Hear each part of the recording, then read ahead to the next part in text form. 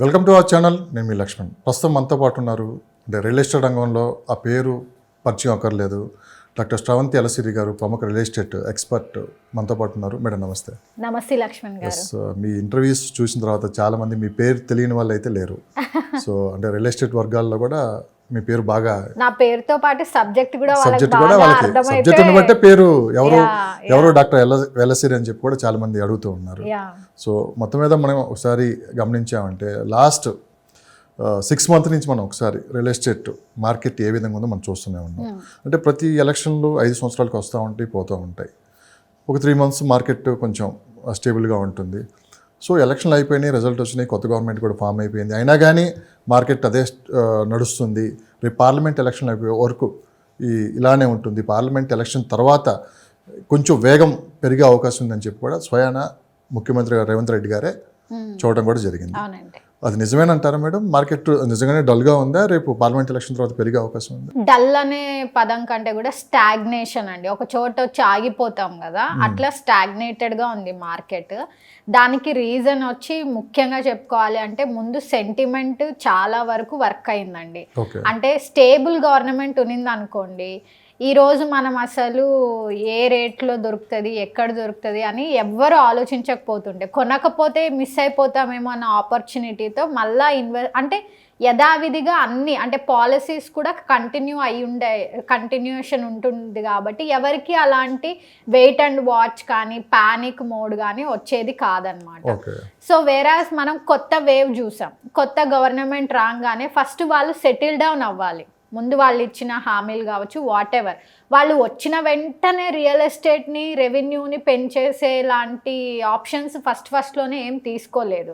దానివల్ల అందరికీ ఏమైపోయింది అంటే ఒక కైండ్ ఆఫ్ స్తబ్దత ఏర్పడిపోయింది. అంటే ఈ టైంలో మనం ఇన్వెస్ట్ చేయడం శ్రేయస్కరం కాదు అని చాలామంది, అంటే ఇదంతా ఆలోచించేది ఎవరంటే కొంచెం మిడ్ రేంజ్ ఉండేవాళ్ళు, అంటే 50 lakhs to 1 crore బడ్జెట్ ఉండేవాళ్ళు, లేదా 15 lakhs బడ్జెట్ ఉండేవాళ్ళు ఎక్కువగా ఇంపాక్ట్ అవుతూ ఉంటారు. కానీ ఇలాంటి టైం పీరియడ్లో, ఎలక్షన్స్ టైం పీరియడ్లో అనేది బేసిక్గా ఏంటంటే మోర్ రెవెన్యూ ఇక్కడ ఇన్వాల్వ్ అయి ఉంటుంది.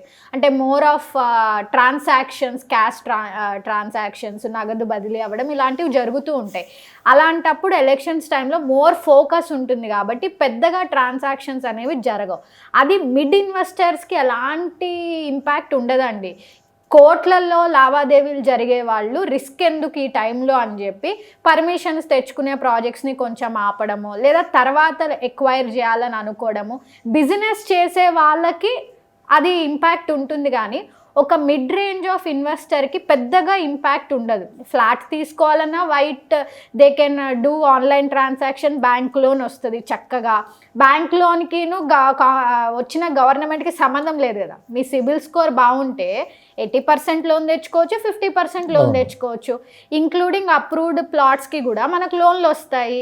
సో కాబట్టి ఒక మిడ్ రేంజ్ ఆఫ్ ఇన్వెస్టర్స్కి ఈ సిచ్యువేషన్ అనేది పెద్ద ఇంపాక్ట్ ఉండదు. కానీ circumstances like external factors like ఈ గవర్నమెంట్ దేని మీద ఫోకస్ చేస్తుంది, పథకాల మీద ఫోకస్ చేస్తుందా, లేకపోతే ఇన్ఫ్రాస్ట్రక్చర్ మీద ఫోకస్ చేస్తుందా, ఎంప్లాయ్మెంట్ మీద ఫోకస్ చేస్తుందా, ఈ గవర్నమెంట్ దేని మీద ఫోకస్ చేస్తే ఏ ఏరియా పాపప్ అవుతుంది, ఆ ఏరియాలో ఇన్వెస్ట్ చేద్దాం అని వేచి చూస్తున్నారు తప్పిస్తే ఒక రకమైన నెగిటివిటీ అయితే లేదు. ఇది ప్రతిసారి జరుగుతుంది, ప్రతి టర్మ్లోనూ జరుగుతుంది. కాకపోతే లాస్ట్ టర్మ్లో మనకేంటంటే సేమ్ గవర్నమెంట్ కంటిన్యూ అవడం వల్ల అగ్రెసివ్గా మార్కెట్ అనేది పుష్ అయిందనమాట. కానీ మీలాంటి ఎక్స్పర్ట్స్ ఈ మధ్య చెప్తున్నది ఏంటంటే, అంటే 1 crore బిలో ఇన్వెస్ట్ చేసే వాళ్ళకి ఇది మంచి టైము అంటున్నారు. ఇన్వెస్ట్ చేసే వాళ్ళకి అమ్మేవాడికి నష్టమే కానీ కొనేవాడికి నష్టం లేదు ఇక్కడ అని చెప్పంటున్నారు. ఎంతవరకు నిజం మేడం?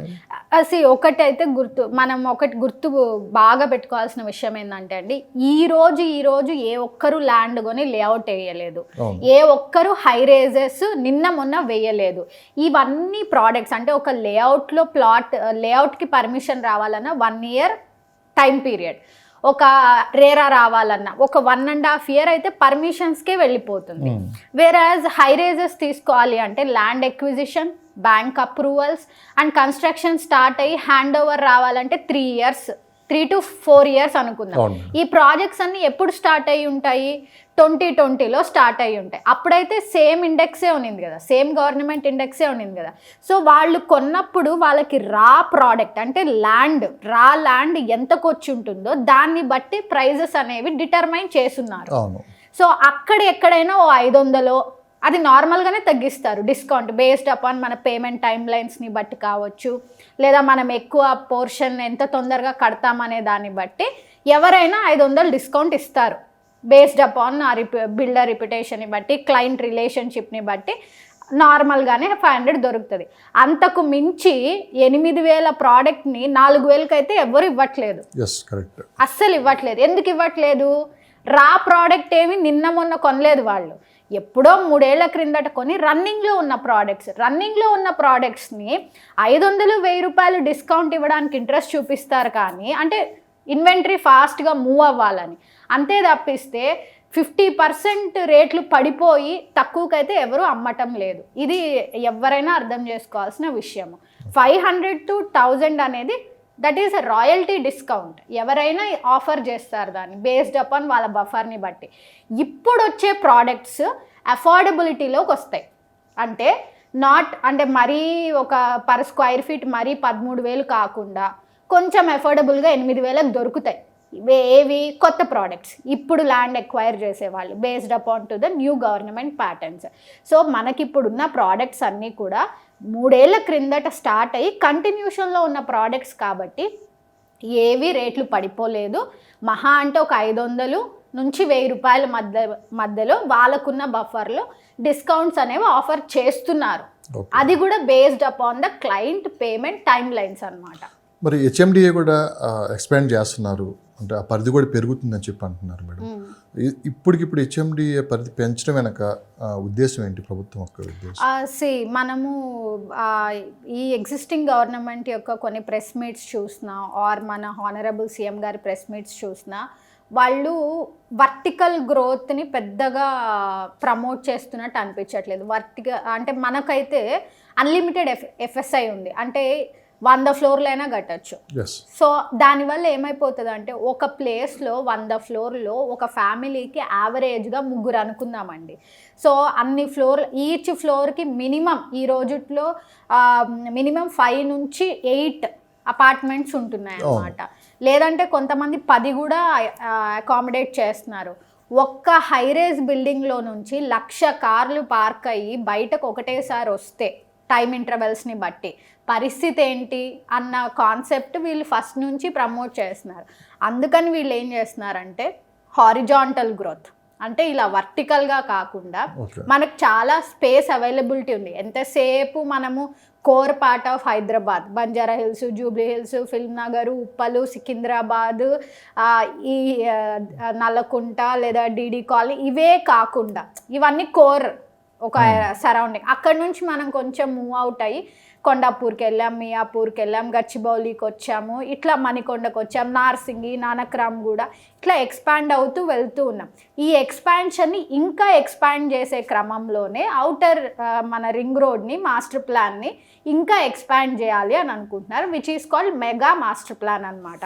సో దీనివల్ల ఏమవుతుంది అంటే హారిజాంటల్ గ్రోత్ పెరుగుతుంది, టౌన్షిప్స్ పెరుగుతూ వస్తాయన్నమాట. సో అది వాళ్ళ కాన్సెప్ట్. సో మాస్టర్ ప్లాన్ అప్పటికప్పుడు ఇప్పటికిప్పుడు డెవలప్ అయిపోయి అదంతా మనం చూడలేమండి. ఇప్పటికి కూడా మనకున్న 2031 మాస్టర్ ప్లాన్కి అనుగుణంగా ఇంకా రోడ్స్ ఎక్కడా ఫామ్ అవ్వలేదు. అంటే మాస్టర్ ప్లాన్కి అనుగుణంగా ఉన్నవన్నీ చేయాల్సిందే, కానీ 2031 మాస్టర్ ప్లాన్కి ఉన్నవన్నీ 100 ఫీట్ రోడ్స్ కావచ్చు, ఇవన్నీ కూడా ఫినిష్ చేయాలి. And then they have to think about mega master plan అనమాట. లేదు ప్యారలల్గా ఒక సింగిల్ బాడీ ఎంటిటీ లాగా చేసి దాంట్లోనే అన్నీ అక్యుములేట్ చేయాలి అన్న ఒక ఎజెండాతో ముందుకెళ్తున్నారు. కాబట్టి మేబీ మనకు ఒక 5 to 10 ఇయర్స్లో మనం మెగా మాస్టర్ ప్లాన్ని కూడా ఒక కైండ్ ఆఫ్ ఇంప్రూవైజ్డ్ ప్రోగ్రెస్లో చూడొచ్చేమో. కాంగ్రెస్ గవర్నమెంట్ వచ్చి దాదాపు 100 రోజులు కంప్లీట్ అయిపోయింది మేడం. అంటే రియల్ ఎస్టేట్ రంగంలో అపూర్వమైన అనుభవం ఉందని చెప్పి రేవంత్ రెడ్డి గారు చెప్పారు. అండ్ మాస్టర్ ప్లాన్ ఏంటి అసలు సిటీ మీద? అదే అంటున్నానండి, ఆయనకున్న విజన్ అంటే హిస్ సింగిల్ విజన్ అనేం కాదు. వాళ్ళు ఎప్పుడైతే మాస్టర్ ప్లాన్ని డిజైన్ చేయాలి అనుకుంటే it has to come up with the experts. ఇప్పుడున్న సిటీ లోడ్ ఎంత ఉంది, దీన్ని ఎక్స్పాండ్ చేస్తే ఎలా ఎక్స్పాండ్ చేయొచ్చు, నార్త్కి చేయొచ్చా, సౌత్కి చేయొచ్చా, ఈస్ట్కా, వెస్ట్కా, ఔటర్ రింగ్ రోడ్కి చుట్టూ మళ్ళీ రీజనల్ రింగ్ రోడ్ ప్రపోజల్స్ ఉన్నాయి, ఏ మధ్యలో దీన్ని ఎక్స్పాండ్ చేయొచ్చు. ఎందుకంటే మనకు జోన్స్ ఉన్నాయి కదండి, హెచ్ఎండిఏలో మనకు జోన్స్ ఏవైతే ఉన్నాయో పెరి అర్బన్ జోన్ మళ్ళీ రెసిడెన్షియల్ జోన్లోకి వచ్చే అవకాశం కూడా ఉంటుంది వీళ్ళు చెప్తున్నట్టు మాస్టర్ ప్లాన్ డెవలప్ ఇంకా ఎక్స్పాన్షన్ చేస్తే. సో ఇవన్నీ చెయ్యాలి అంటే అంటే సీఎం గారికి ఉన్న విజన్ కాదు, ఫస్ట్ థింగ్ ఎక్స్పర్ట్స్ కూడా ఇన్వాల్వ్ అయిన తర్వాత ఏ రకంగా రోడ్స్, రేడియల్ రోడ్స్ కావచ్చు, పెరిఫెరీకి కనెక్టింగ్ టువర్డ్స్ సిటీ కావచ్చు, ఇవన్నీ చేసుకుంటూ మాస్టర్ ప్లాన్ అనేది రావాలి. It is completely involved with the experts అనమాట. ఆయన ఒక విజన్ చెప్పగలుగుతాడు, ఎక్స్పర్ట్స్ దాన్ని ఇంపోజ్ చేసి ప్లాన్ అనేది డెవలప్ అవ్వాలి. ఇప్పటివరకు అయితే ఓవరాల్గానే మనకి ఇది తెలుసు, మెగా మాస్టర్ ప్లాన్ 2050 అనేది. బట్ ఇది ఎలా వర్కౌట్ అవుతుంది, అసలు ఈ మాస్టర్ ప్లాన్లో కొత్తగా ఏమొస్తాయి, ఇవన్నీ మనము we have to wait and vision 2050 అనేది ఎంత? ఇది విజన్ అంటే మనకు అప్పుడు ఎట్లా పాత గవర్నమెంట్ విజన్ 31 అన్నారు, కొత్త గవర్నమెంట్ వచ్చిన తర్వాత విజన్ 2050 అంటున్నారు. మాస్టర్ ప్లాన్ అనేది గవర్నమెంట్కి సంబంధించింది కాదండి, అది మనకు అంటే ఇప్పుడు ఫర్ ఎగ్జాంపుల్ మనము కొంచెం ఓల్డ్ సిటీ వైపుకి వెళ్ళామనుకోండి, అక్కడ రోడ్స్ అంతా కంజెస్టెడ్ ఉంటాయి, అవంతా ప్లాన్డ్గా లేదు, ప్రాపర్గా లేదు. అంటే ఒక పెద్ద ట్రక్ అక్కడికి వెళ్ళాలంటే కష్టం, అలా డెవలప్ అయిపోయి అంటే అలా. కానీ ఆ ఓల్డ్ సిటీ అన్నారు కదా మేడం, దాదాపు నిజాం కాలంలో దాదాపు సిటీలో 5 లక్షల మంది ఉండేవాళ్ళు. సో అప్పుడున్న పాపులేషన్ బట్టే అక్కడ ఇన్ఫ్రాస్ట్రక్చర్ డెవలప్ చేశారు. కానీ ఈరోజు 1,40,00,000 మంది సిటీలో ఉన్నారు. సో దాని తగ్గట్లు ఇప్పుడు సేమ్ పాయింట్. అప్పుడు అనుగుణంగా అప్పుడు మనకి ఎలా ఫామ్ అవ్వాలో అలా డెవలప్ చేశారు. ఇప్పుడు ఈ ఆధునిక ప్రపంచంలో మనకు అలాంటి ఒక అన్ప్లాన్డ్ రోడ్స్తో మనం యూజ్ చేయలేం. అందుకనే ఈ మాస్టర్ ప్లాన్ని తీసుకొచ్చారు. ఈ మాస్టర్ ప్లాన్ తీసుకొచ్చినప్పుడు ఈ మాస్టర్ ప్లాన్కి అనుగుణంగా కొత్తగా ఫామ్ అయ్యే ప్లేసెస్ ఏవైనా సరే 100 ఫీట్ రోడ్ ఉండాలంటే 100 ఫీట్ రోడ్ ఉండాలి, 40 ఫీట్ రోడ్ ఉండాలంటే 40 ఫీట్ రోడ్ ఉండాలి అని చెప్పి ఈ మాస్టర్ ప్లాన్కి అనుగుణంగానే సిటీని డెవలప్ చేసుకుంటూ వెళ్తున్నారనమాట. సో ఈ ప్లాన్ ఉంది కాబట్టే మనం ఫైనాన్షియల్ డిస్ట్రిక్ట్లో చూసుకుంటే 100 ఫీట్ రోడ్స్ ఉన్నాయి. అండ్ మనం outskirts of Hyderabad within HMDA లిమిట్స్లోకి వెళ్తే చాలామంది చెప్తుంటారు ఇక్కడ ప్రపోజ్డ్ 100 ఫీట్ రోడ్ అండి.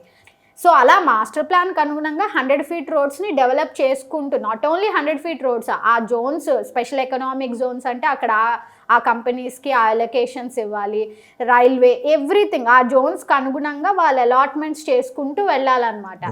సో ఈ కాన్సెప్ట్తో మాస్టర్ ప్లాన్ అనేది సిటీకి సంబంధించిన విషయం, రాదర్ దాన్ పొలిటికల్ పార్టీ కంటే కూడా ఏ పార్టీ వచ్చినా సరే మాస్టర్ ప్లాన్కి అనుగుణంగా డెవలప్మెంట్స్ చేసుకుంటూ వెళ్ళాలి. అంటే మీరు పొలిటికల్ పార్టీ అన్నారు కదా మేడం, లాస్ట్ 10 years నుంచి బీఆర్ఎస్ ప్రభుత్వం అధికారంలో ఉంది, ఇప్పుడు కొత్తగా కాంగ్రెస్ పార్టీ అధికారంలోకి వచ్చింది.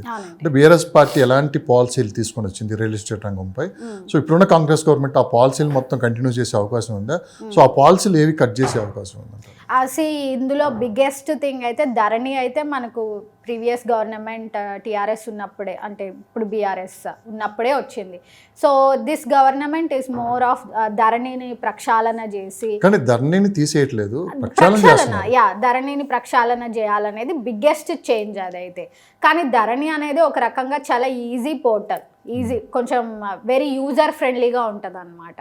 సో అండ్ ధరణి కాకుండా మనకు already TS bPASS and single window clearances. ఇప్పుడు సింగిల్ విండో క్లియరెన్స్ అనేది ఏంటి అంటే, నాకు ఏదైనా కంపెనీ పెట్టాలి అనుకుంటున్నాను, నేను ఇక్కడికి రావాలి, తెలంగాణలో చేయాలనుకుంటున్నాను, నేను వెళ్ళి ఏ మినిస్టర్ని కలవాల్సిన అవసరం లేదు, నేను సింగిల్ విండో క్లియరెన్స్ పాలసీ ఉంది కాబట్టి నేను పోర్టల్లోకి లాగిన్ అయ్యి నా ప్రొఫైల్ సబ్మిట్ చేసి నేను అలొకేషన్ తెచ్చుకోవచ్చు. సో ఒక రకంగా హ్యూమన్ ఇంటర్వెన్షన్ అనేది తీసేశారు.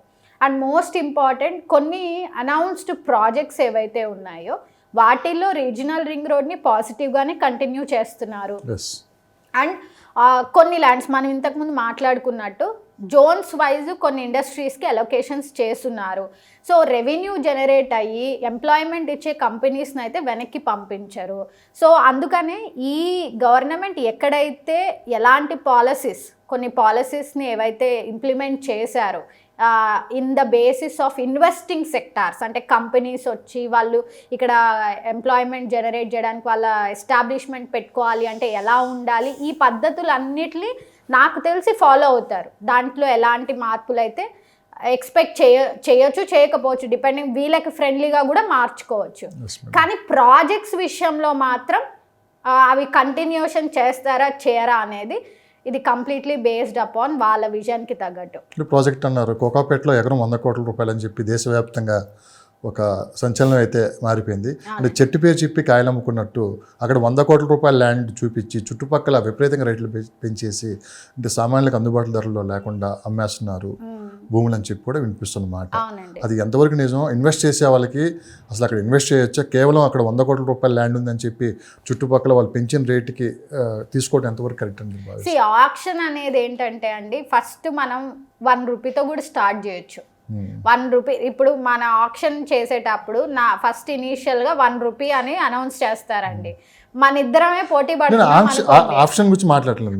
లేదు, ఈ సబ్జెక్ట్ మనకు అర్థం కావాలి అంటే అక్కడ బిడ్ చేయడానికి వచ్చిన వాళ్ళందరూ కూడా వాళ్ళకు ఒక సెట్ ఆఫ్ విజన్ ఉంది. అక్కడ వాళ్ళ ప్రోడక్ట్ వస్తే వాళ్ళు ఏం కట్టబోతున్నారు అనేది. ఇప్పుడు నియోపోలిస్కి దానికంటూ యూనిక్ సెల్లింగ్ పాయింట్స్ చాలా ఉన్నాయి. అది అన్నిటికంటే హైట్లో ఉంటుంది ఫస్ట్ ఆఫ్ ఆల్ ఆ layout, and that is very much easy connectivity to the airport, not only to the airport, even to the financial district. So most of the population already ఎక్కడైతే క్రౌడెడ్గా accumulate అయిపోయి ఉన్నారో వాళ్ళందరూ కూడా ఇక్కడ Neopolis అనేది not only residential కాదు కదండి, it's a special economic zone. అక్కడ మళ్ళీ మనకు కమర్షియల్ యాక్టివిటీస్ కూడా స్టార్ట్ అవుతాయి. అంటే అక్కడ ఇంకొక ప్రపంచం అనేది ఎస్టాబ్లిష్ అవుతుంది. సో అక్కడ బిడ్డింగ్ చేయాలనుకునేటోళ్ళకి బేసికల్గా అక్కడ వాళ్ళ టార్గెట్ ఆడియన్స్ ఎవరు, అన్లిమిటెడ్ ఎఫ్ఎస్ఐ కూడా ఉంది అక్కడ. సో నేను ఎలాంటి ప్రోడక్ట్ ఇక్కడ తీసుకురావచ్చు అని తెలిసి బిగ్గర్ ప్లేయర్సే ఆప్షన్లో పార్టిసిపేట్ చేశారు. సో బిగ్గర్ ప్లేయర్స్ ఇన్వాల్వ్ అయినప్పుడు వాళ్ళకి ఏదేది కావాలి అని అనుకున్నప్పుడు ఆటోమేటిక్గా అది ఒక ఎక్స్ అమౌంట్ నుంచి హైయెస్ట్ అమౌంట్కి రీచ్ అవుతుంది. సో అలాగే అది 100 కోట్లకు రీచ్ అయ్యింది. అది ఒక రకంగా ఓవర్ ప్రైజ్ ఎగ్జాగరేషన్ అనుకోవచ్చు, లేకపోతే ఇంత ప్రైస్కి వెళ్ళడం సామాన్యులకైతే అసాధారణం. 1 కోటి రూపాయలు ఒక వ్యక్తి 100 కోట్లు ఒక వ్యక్తి పెట్టాడండి. సో అతను అక్కడ కట్టే ప్రోడక్ట్ని మల్టిపుల్ యూనిట్స్గా డివైడ్ చేసి సేల్ చేస్తాడు. అప్పుడు ప్రైస్ ఏదైతే ఉంటుందో అది మినిమం పీపుల్కి అఫోర్డబుల్ కాదు, అస్సలు కాదు. Highest above the level people ఒక ప్రీ లాంచ్లో కావచ్చు లేదా పోస్ట్ పర్మిషన్స్ కావచ్చు, ఎండ్కి వచ్చేటప్పటికి ఆ ప్రైజ్ ఒక మధ్యతరగతి కుటుంబం వాళ్ళకైతే అది అఫోర్డబుల్గా దొరకదు. మీరు ఆ లేఅవుట్ కూడా చూస్తే ఆల్రెడీ మల్టిపుల్ ప్రాజెక్ట్స్ వర్క్లో నడుస్తూ ఉన్నాయి, కానీ దే ఆర్ నాట్ అఫోర్డబుల్. వాటిని ఇన్వెస్ట్మెంట్ అనకూడదు, లగ్జరీ అనాలన్నమాట. అంటే ఇప్పటికీ ఇన్వెస్టర్స్ వెస్ట్ వైపే చూస్తున్నారా? ఇప్పుడు అంతే అంటే ఎందుకు ప్రశ్న అడిగానంటే గతంలో మీరు చాలా ఇంటర్వ్యూలో అవునండి ప్రతి సందర్భంలోనూ మీరు శ్రీశైలం హైవే గురించి ప్రస్తావన తీసుకుని వచ్చేవాళ్ళు. బెంగళూరు హైవే కూడా ఈ మధ్యకాలంలో అసలు ఆ ప్రస్తావన రావట్లేదు. ఎందుకు రేట్లు తగ్గాయా, లేదంటే ఫార్మాసిటీ విషయంలో గవర్నమెంట్ తీసుకున్న నిర్ణయం వల్ల ఇన్వెస్టర్స్ అటువైపు చూడలేదా? అసలు ఏం జరుగుతుంది ఆ ప్రాంతంలో అంటే ఏం చెప్తారు? శ్రీశైలం హైవే అంటే మేజర్ యూఎస్పీ ఫార్మాసిటీని బేస్ చేసుకుని అక్కడ ఇన్వెస్ట్మెంట్స్ చేశారండి. సో అలా ఆ చుట్టుపక్కల కందుకూరు, ముచ్చర్ల, కడతాల్ ఇవన్నీ కూడా ఎట్లా అంటే మోస్ట్లీ బేస్డ్ అపాన్ ఫార్మాసిటీయే. ఫార్మా యూనివర్సిటీకి దగ్గరగా ఇన్వెస్ట్ చేశారు, లైక్ ముచ్చర్ల దగ్గర. సో కానీ ఇప్పుడు వాళ్ళకి ఏమైపోయిందంటే అక్కడ ఫార్మాసిటీ స్క్రాప్ అయిపోయింది అనగానే పానిక్ మోడ్లోకి వెళ్ళిపోయారు. కానీ రేట్లు ఏం తగ్గలేదండి. రేట్లు అయితే నేను చెప్పినట్టు ఇంతకుముందు ఒక 500 నుంచి 1000 రూపాయల బఫర్లోనే ఉన్నారు డిస్కౌంట్ ప్రైజెస్లో. ఇక్కడ ఆ అలొకేటెడ్ ల్యాండ్ అయితే గవర్నమెంట్కే ఉంది కదా, అక్కడ ఏదో ఒకటి అయితే చేయాలి కదా. ఫార్మాసిటీ లేకపోతే ఫార్మా విలేజెస్ తీసుకొస్తారు. సో ఏదో ఒకటి ఆ ల్యాండ్ అంటే ఆల్రెడీ ఉన్న ల్యాండ్ని వాళ్ళు దేనికో ఒక పర్పస్ కోసం యూటిలైజ్ చేస్తారు కాబట్టి పానిక్ అవ్వాల్సిన అవసరం లేదనమాట. సో మన జనాల ప్యాటర్న్ ఎలా ఉంటుందంటే అనౌన్స్మెంట్ రాగానే అది ఒక గోల్డెన్ మైల్ లాగా చూస్తారు. అక్కడ ఏదైనా సమ్ అనౌన్స్మెంట్ మిస్ మ్యాచ్ అయింది అంటే అరే ఇంకా మన ఇన్వెస్ట్మెంట్ డెడ్ అయిపోయింది అనుకుంటారు. మనకు బేసికల్గానే ప్రతి డైరెక్షన్కి ప్రతి అలొకేషన్కి ఒక ఆర్గానిక్ వే ఆఫ్ గ్రోత్ ఉంటుంది. మేబీ ఇప్పుడు రాకపోవచ్చేమో, మీరు కొన్న రేటుకి రూపాయికి రూపాయి రాకపోవచ్చేమో, కానీ వెయిట్ చేయాలి. Long term investment, land is always visionary investment కాబట్టి అక్కడ అలొకేట్ అంటే ఫార్మాసిటీ బేస్ చేసుకుని ఇన్వెస్ట్ చేస్తుంటే ఆ ల్యాండ్ ఆల్రెడీ గవర్నమెంట్ అలొకేటెడ్లోనే ఉంది. సో అక్కడికి వేరేవేదో ఒకటి వస్తాయి, ప్రైస్ అనేది మళ్ళీ స్టెబిలిటీకి వస్తుంది. సో మీరు ఎవ్వరు కూడా ప్యానిక్ అవ్వాల్సిన అవసరం లేదు ఆ ఏరియాలో ఇన్వెస్ట్ చేసిన వాళ్ళు. మనం బెంగళూరు హైవే ఎప్పుడూ చెప్తూనే ఉన్నాం, that is a stable market అని కూడా చెప్పామన్నమాట. సో అలా మనం ఇప్పుడు వినిపించట్లేదని కాదండి, అక్కడ ఇన్వెస్ట్ చేసిన వాళ్ళు ఎలా ఉన్నారు అంటే నెక్స్ట్ ఏం వస్తుంది ఇక్కడికి, మన రేట్లు ఎలా పెరుగుతాయి అనే దాని మీద ఆలోచించి వెయిట్ చేస్తున్నారు. కొత్త ఇన్వెస్టర్స్ ఏం చేస్తున్నారంటే ఈ కొత్త గవర్నమెంట్ దేని మీద ఫోకస్ చేస్తుందో ఆ ఏరియాలోకి వెళ్దాము అని వెయిట్ చేస్తున్నారు అనమాట. సో డైవర్సిఫై అయిపోయారు. Most of the people at side invest చేస్తున్నారు అనేది ఇంతకుముందు చెప్పగలిగే వాళ్ళం, ఇప్పుడు వీళ్ళందరూ స్కాటర్ అయిపోయారు అనమాట. దానివల్ల మనకు ఒక కంప్లీట్ అనాలిసిస్ అనేది ఇంకా రాలేదు. సార్ మీరు RRR కూడా చాలా వేగంగా నిర్ణయాలు జరుగుతున్నాయి కంప్లీట్ చేయాలని చెప్పి, ఇప్పటికే కేంద్ర ప్రభుత్వంతో కూడా ఇక్కడున్న గవర్నమెంట్ కూడా మాట్లాడడం కూడా జరిగింది. ఒకవేళ RRR కింద ఫాస్ట్గా డెవలప్మెంట్ జరిగి అంటే 5-10 సంవత్సరాలు అయితే పడుతుంది అది కంప్లీట్ అయ్యాక. సో ఆ చుట్టుపక్కల ఇన్వెస్ట్ చేసేవాళ్ళు అంటే బెంగళూరు హైవే కావచ్చు, ఇటు శ్రీశైలం కావచ్చు, ఎటైనా సరే 360 degrees మొత్తం రోడ్ అయితే వస్తుంది. సో ఎటువైపు ఇన్వెస్ట్ చేస్తే మంచి అప్రిషియేషన్ వస్తుంది మేడం? ఇప్పుడు రీజనల్ రింగ్ రోడ్ని బేస్ చేసుకొని మాట్లాడుకుంటే outer ring road to regional ring road మధ్యలో ఇన్వెస్ట్ చేయడం ఒక రకంగా సేఫ్ గేమ్ అండి. రీజనల్ రింగ్ రోడ్ మనకు నార్త్ పోర్షన్కి అయితే ఆల్మోస్ట్ అంతా వేగవంతంగా ప్రాసెస్ నడుస్తోంది. సో నార్త్ పోర్షన్ అంటే మనకు ముంబై హైవే నుంచి సంగారెడ్డి నుంచి తీసుకొని మళ్ళీ it is connecting up to till east వరకు, యాదగిరిగుట్ట నుంచి తీసుకొని ఉప్పల్ వరకు తీసుకొస్తున్నారు దాన్ని. ఈ మధ్యలో పాయింట్స్ని బేస్ చేసుకొని అంటే ప్రజ్ఞాపూరు ఇట్లా ఇవన్నీ ఏరియాస్ అన్నీ బేస్ చేసుకొని అఫోర్డబిలిటీలో చూసుకొని ఇన్వెస్ట్ చేయగలిగితే ఆ అలైన్మెంట్స్లో ఇన్వెస్ట్ చేయాలి, అప్రూవ్డ్ లేఅవుట్స్లో. ఆర్ మీకు ఎక్కువ ల్యాండ్ బ్యాంక్ కావాలి అంటే లీగల్గా క్లారిటీ ఉంటే ఫామ్ ల్యాండ్ అయినా తీసుకుండడం మంచి విషయమే. సదర్న్ పోర్షన్కి వస్తే మనకు షాద్ నగర్ నుంచి టిల్ ఎగ్జిట్ పాయింట్ బాల్నగర్ వరకు కూడా ఈ లైన్ అలైన్మెంట్లో మీ బడ్జెట్కి అనుగుణంగా తీసుకోండి. సో ఇవే హాట్స్పాట్స్ అనమాట. Both northern and south portion of అలైన్మెంట్స్లో తీసుకోవడం బెటర్. వెరాజ్ outer and regional ring road మధ్యలో లెస్ దాన్ 50-60 kilometers అంటే ప్రైజెస్ అన్నీ టూ మచ్ ఉన్నాయి. లైక్ అంటే పర్ స్క్వైర్ యార్డ్ వచ్చి 45,000 అబౌవ్. లొకేషన్ వైజ్ మంచి అంటే అఫోర్డబిలిటీ ఉంటే కదండి మనం చెప్పగలుగుతాం. అఫోర్డబిలిటీ ఉంటే కొనండి అని చెప్పగలుగుతాం. ఒక సగటు మనిషి ఇప్పుడు మోకిలాలో ఆప్షన్ జరిగింది, గజం ₹1,00,000 అన్నారు. మీరు చెప్పండి 1 lakh per square yard Mokila ఆప్షన్లో అంటే అది కూడా గవర్నమెంట్ ఆప్షన్లో అంటే అది ఒక సామాన్యుడు అది రా ల్యాండ్ ప్లెయిన్ ల్యాండ్ని ₹1,00,000 గజం కొనుక్కోవడానికి ఇష్టపడతాడా? పర్ స్క్వైర్ ఫీట్ 23,000 పెట్టి హైయెస్ట్ లగ్జరీ కమ్యూనిటీలో ఉండడానికి ఇష్టపడతారా?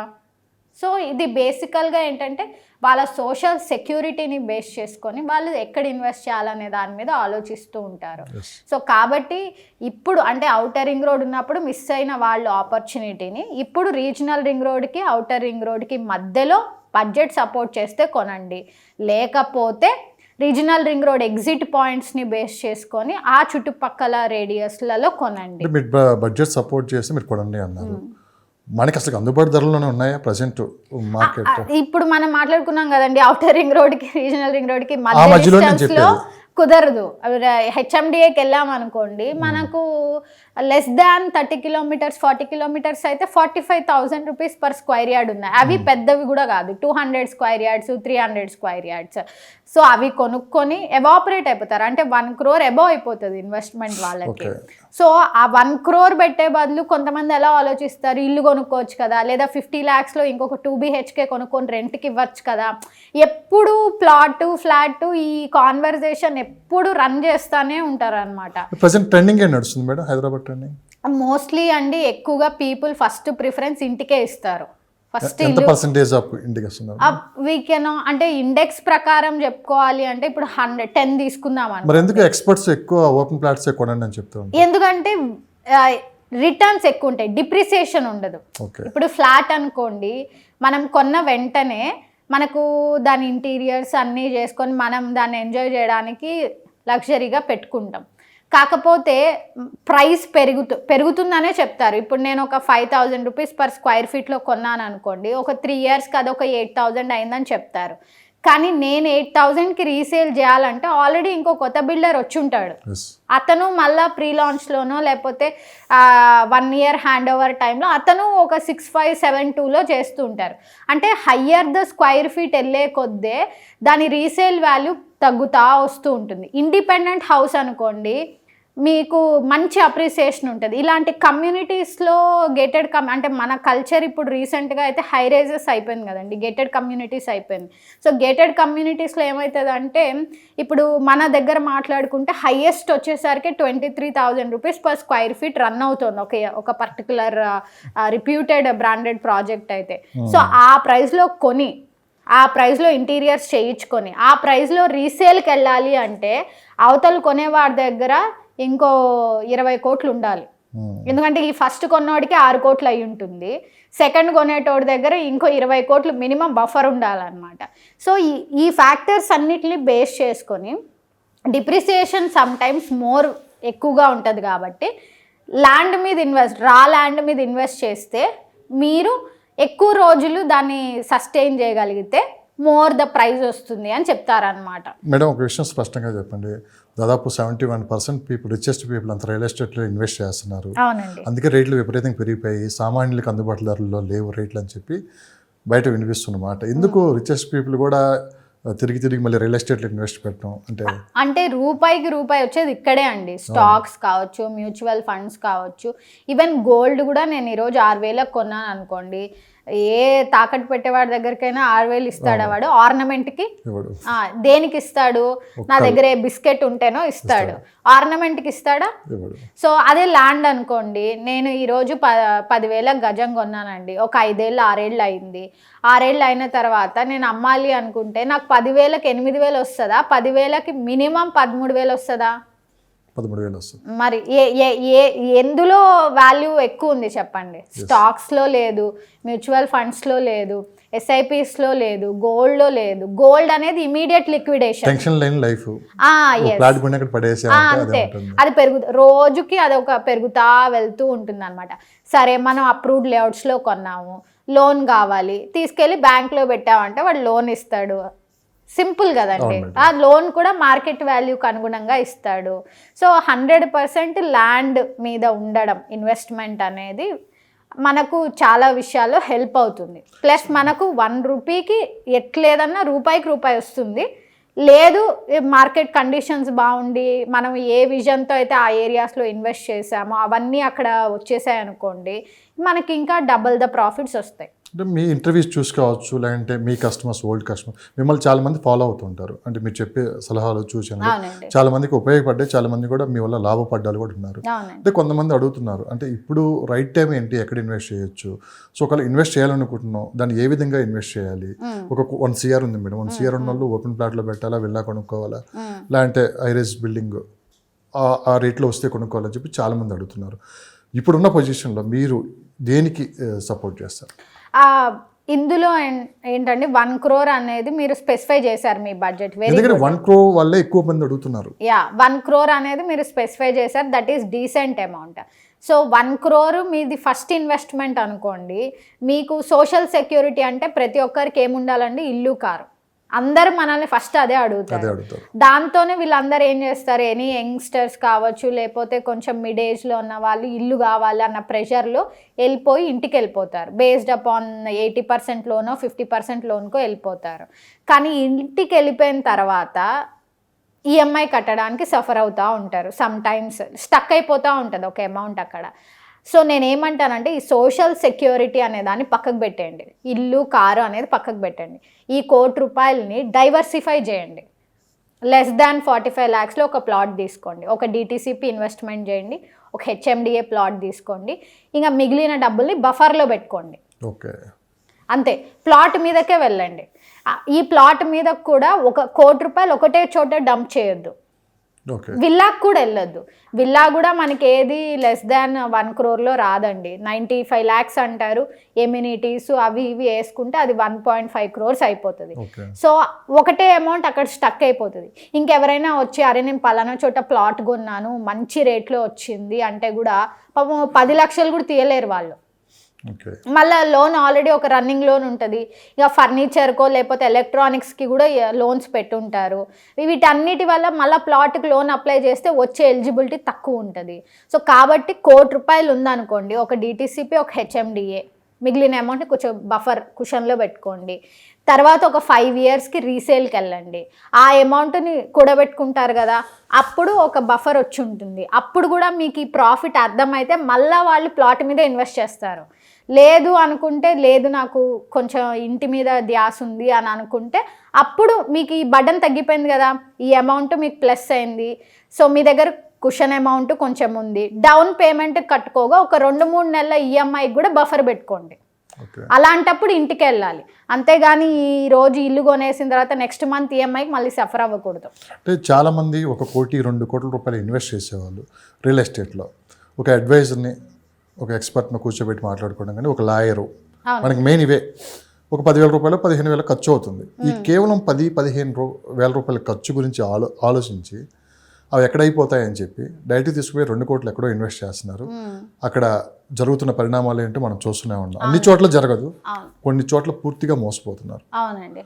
బట్ ఇలా మోసపోకుండా ఉండాలంటే ఈ అడ్వైజర్ కావచ్చు, లేకపోతే ఎక్స్పర్ట్ కావచ్చు, ఒక లాయర్, ఈ సలహాలు ఎంతవరకు అవసరం? 100% అవసరం అండి. ఎందుకంటే చూడండి, కొన్ని నామ్స్ ఉంటాయి, ల్యాండ్ నామ్స్ కావచ్చు, లేదా ఫ్లాట్కి సంబంధించి కావచ్చు, లేదా ప్రీ లాంచ్కి సంబంధించి కావచ్చు, ఫార్మ్ ల్యాండ్స్కి సంబంధించి కావచ్చు. ఇవన్నీ ఒక రెగ్యులర్ నార్మల్ పీపుల్కి తెలియదండి. ఎందుకంటే వాళ్ళకేమి ఈ సబ్జెక్ట్ నేర్చుకోవాలి అని ఒక్కసారి. ఇప్పుడు మీరు చూసే ప్లాట్ఫామ్స్లో కూడా ఇప్పుడు మనం ఇక్కడ కూర్చొని ఇంతసేపు మాట్లాడినా నేను మీకు ప్రతి ల్యాండ్కి సంబంధించి లేదా హైరేజ్కి సంబంధించి లేదా విల్లాస్కి సంబంధించి లేదా కమర్షియల్ వర్చువల్ స్పేసెస్ గురించి నేను మీకు ఓపెన్గా అని చెప్పలేను.